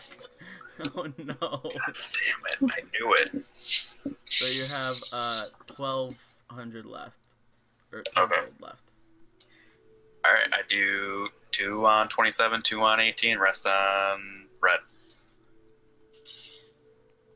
8, 9, 10, 11, 12. Okay, so 218, 2 on 27, 800 on red. You know what? Take 1 on 27 and split it between 27 and 24. I don't know if you know what that means, but it just means I went half on that Yeah. chip. Yep. And do the same thing with 18. Split it with 15. Okay. Cool. And we're spinning that. Now, Mira, you get to re-roll one of these at a time. Which one do you want to re-roll first, the 1 or the 5? The 1. Going for 2? Nope, a 1 again. Now, which one do you want to re-roll? Can I reroll the well- 1 again? Eh, Or do I have to I'd reroll the say so. 5? I'd say so. 35 black. Dude, again? Yeah. Alright, so you lost all your money after that. God And Mira, damn it, you just how? lost. That was Again, another 4 1. You just That lost was another 4 10 gold. black in a row. Alright, so I'm down 20 now. Actually, no, because I won twice on black. Do you go again, Mira? I'll just go one more time. 2 and a 1? I'm gonna reroll the 1. Gotta learn when to walk away. 3 and 2. Which one? I'm gonna reroll the 2. Hey, 7! Woo! So you win 10 gold. But I'm just out 10 now. And Brandon, do you do any more? Yeah, I'm buying in again. How much? Hang on, I'm trying to figure out the math here. Wait, so I paid 10 just to win back my money? Yep. Well, you paid 10 to... Yeah, exactly. Well, you won 10. I see what you were thinking. No. You paid 10 the first one, you lost it. You paid 10 the second one, you lost it. You paid 10 the third one, you won that 10, obviously, plus 10. Oh, plus 10. Okay, then Yeah. I'm just... Alright. So you're out 10. So you paid 10, technically, just to lose, but you're only out 10 total. I put down 200 silver, so 20 gold. 200 silver, so 20 gold. Let's do... I mean, we are about to make a couple thou. No, that's true. I can be broke for a couple more days. I'm gonna leave for a card game. You know what? You Let's lose your go. card game? Let's Yeah. go nuts here. Okay? Let's, I'll throw down another 300 silver. So that's another 30 gold, so that's 50 total. Ah. Oh, no.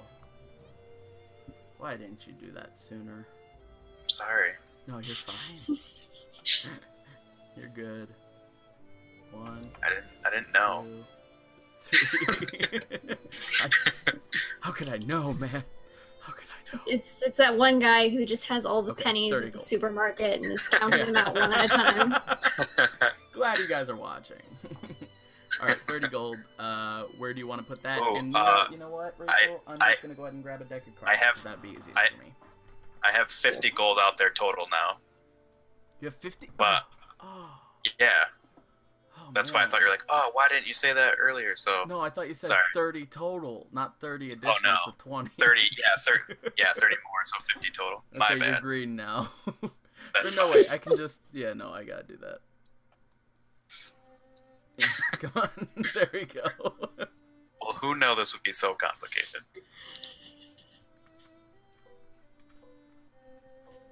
There's 30 and 30, 60. So I need to take 10 off one of these, or... You know what? Just make it 60. I'll throw in another 10 gold. It's fine. Make it easier. Okay. Yeah, that actually would make things easier. Yeah. Actually, I'm just going to leave the stack like this, though, so that I can easily pick off. So, what are you doing where? Alright, let's do... half red, because there's no way you're gonna... They're just... I mean, you can't have another black. I mean, if it is, this game's rigged. So 30 on red. And where's 17 and 27 and 18? Do 5 on 27, but one of them split on 30 and one split on 24. And then... Okay, so 300, 3 chips, 1... Okay. Yep, and then we're going to do the same thing with 18, but split between 15 and... 21? Yeah, 21's fine, that's fine. Alright, so you have 20 gold left. You Yep. put 30 gold on red, 3 gold on 18, 1 gold on 18, 15, 1 gold on 18, 21, 1 gold on 24, 27, 3 gold on 27, and 1 gold on 27, 30. Yep. Now I'm going to go ahead and roll this, and I apologize, guys, in a moment as well. I'm just going to quickly go grab a deck of cards. This is why I don't go to the casino often. I'm terrible. Come on. Come on. Oh, yeah. That's 60 gold right there.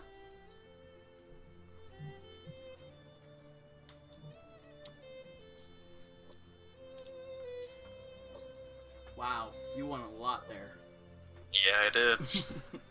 Let's see, you went 60 gold. Holy smokes. Yeah, I do. Oh, my good God. Oh, Jesus. Ah, Cash No. out. 204. Yeah, cash out. 224 You guys are gold. lame. I guess I cash out. No one wants to watch me win. That's cool. Put it all on 18 again. Put it all on. This is like the first time you won. Cash out. What do you mean it's the first time I won? You know, take half and put that on fucking red. Half? Yep. And then I put the other half in my pocket. Okay, let me I'm a see. child to think about soon. Can we all look up something real quick? How to pick up half a stack in Tabletop Simulator? You can't just like generate. Probably not.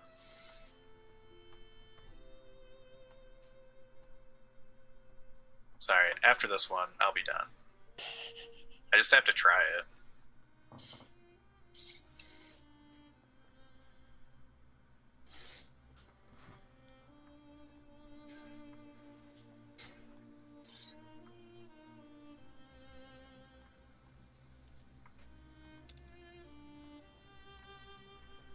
Do you just want to put the whole stack somewhere? Yeah, I don't care. Yeah, go for it. It's fine. Put it all on red.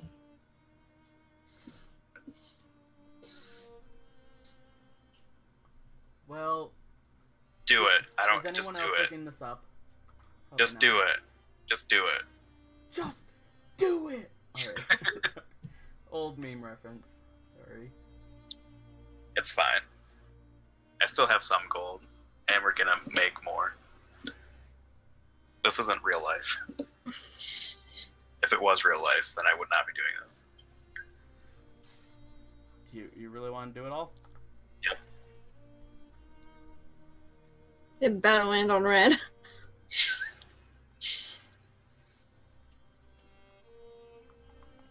Imagine if I just cut the stream right before.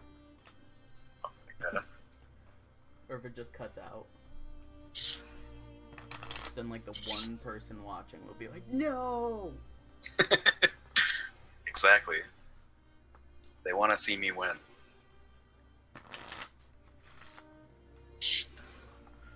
Alright, here we go. Nope.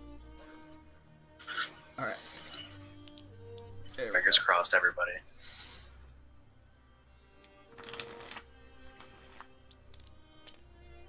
Oh my god, I'm so scared. Red 19! Oh, Yes! take that, 247 gold. / Justin. 500. Yep. And no, I'm walking away. 448 gold. Yep, walking away. 224 it was. You walk away with 448 gold? Yeah, I do. It's a good time too, because now a couple of goblins are like walking up and like keeping their eye on you too. And you decide Good to see you here, folks. Now Mira. Pick a number between 1 and 10. 8. 1, 2, 3, 4, 5, 6, 7, 8 cards move to the bottom. Dealer deals to you Ace of Clubs. Dealer card face down. Dealer deals to you 6 of diamonds. Dealer card 5 of diamonds. So it's the Ace of Clubs and the 6 of diamonds shown to you for blackjack. Oh, it's blackjack. I actually know how to play this one. So, I can't remember what an ace is in blackjack again. Soft 17, ace acts as 11 or a 1. So it's An soft 11. 17, or if you choose to stay, then it's a hard 17. If you hit on this and you get a 10, then it'll be a hard 17. Sorry, 1 second, the front door's opening. No worries. By magic.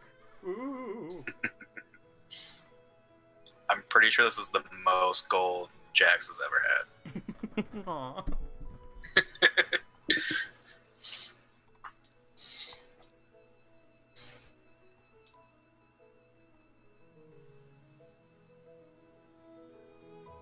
I'm at least back to even from before I bought my sword. Yeah? I can't remember what I had. It's pretty close. I'm gonna stay. You're gonna stay on 17. Alright, dealer flips over. Queen of Hearts for a 15. Dealer has to hit. 17. Dealer stays, yeah, I think dealer stays on 17. It's a push. You get your 10 gold back. Play again. Sorry, my sister turned the mic off. Yeah, so I'm still 10 in the hole, so I'll play again. Alright, 16 shown to the player. Dealer is showing a 9 face up. What cards of the 16? 6 and a King of Hearts. 6 of clubs, King of Hearts. Dealer show 9 of spades.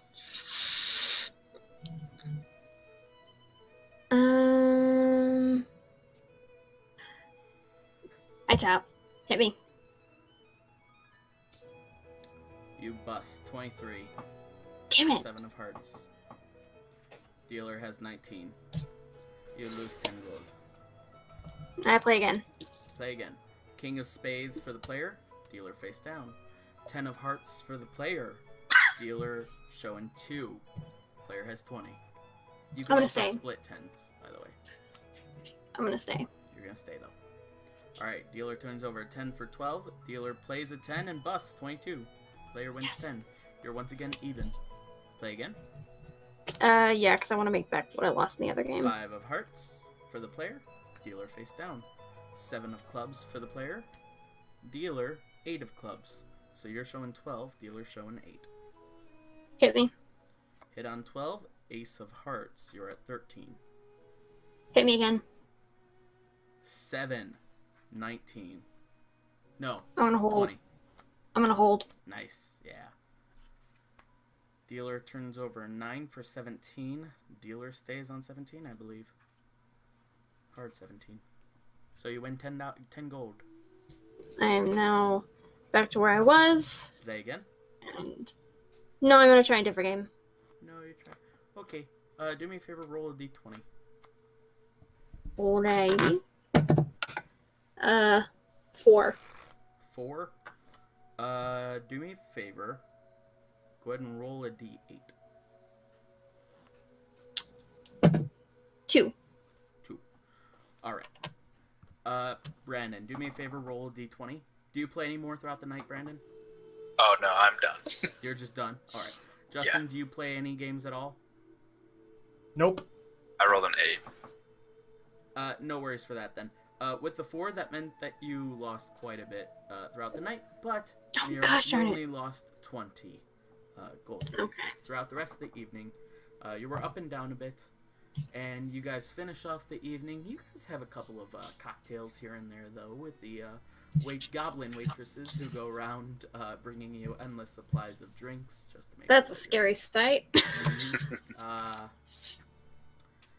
You guys all keep an eye on your coin purses too. But you guys finish off after a interesting bit of developments, and some learned secrets within the cities and some not so learned secrets, some more questions than answers. You guys have a pleasant evening. For some of you, quite a bit more pleasant than others. Gambling, winning, losing, playing. In this underground casino, quite literally. You guys call it a night, finally, at about, I'm gonna say 2 a.m. After a lively evening, you guys head over to your inn, all finding comforting rest. The puppies, I don't know where they were during that.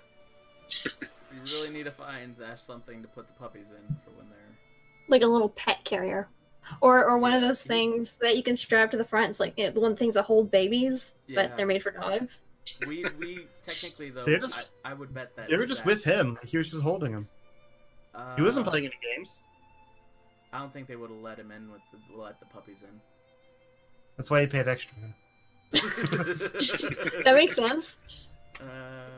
Well, actually, he paid extra because the guy just spat out a bunch of gold numbers out to everyone, seeing what he could get out people.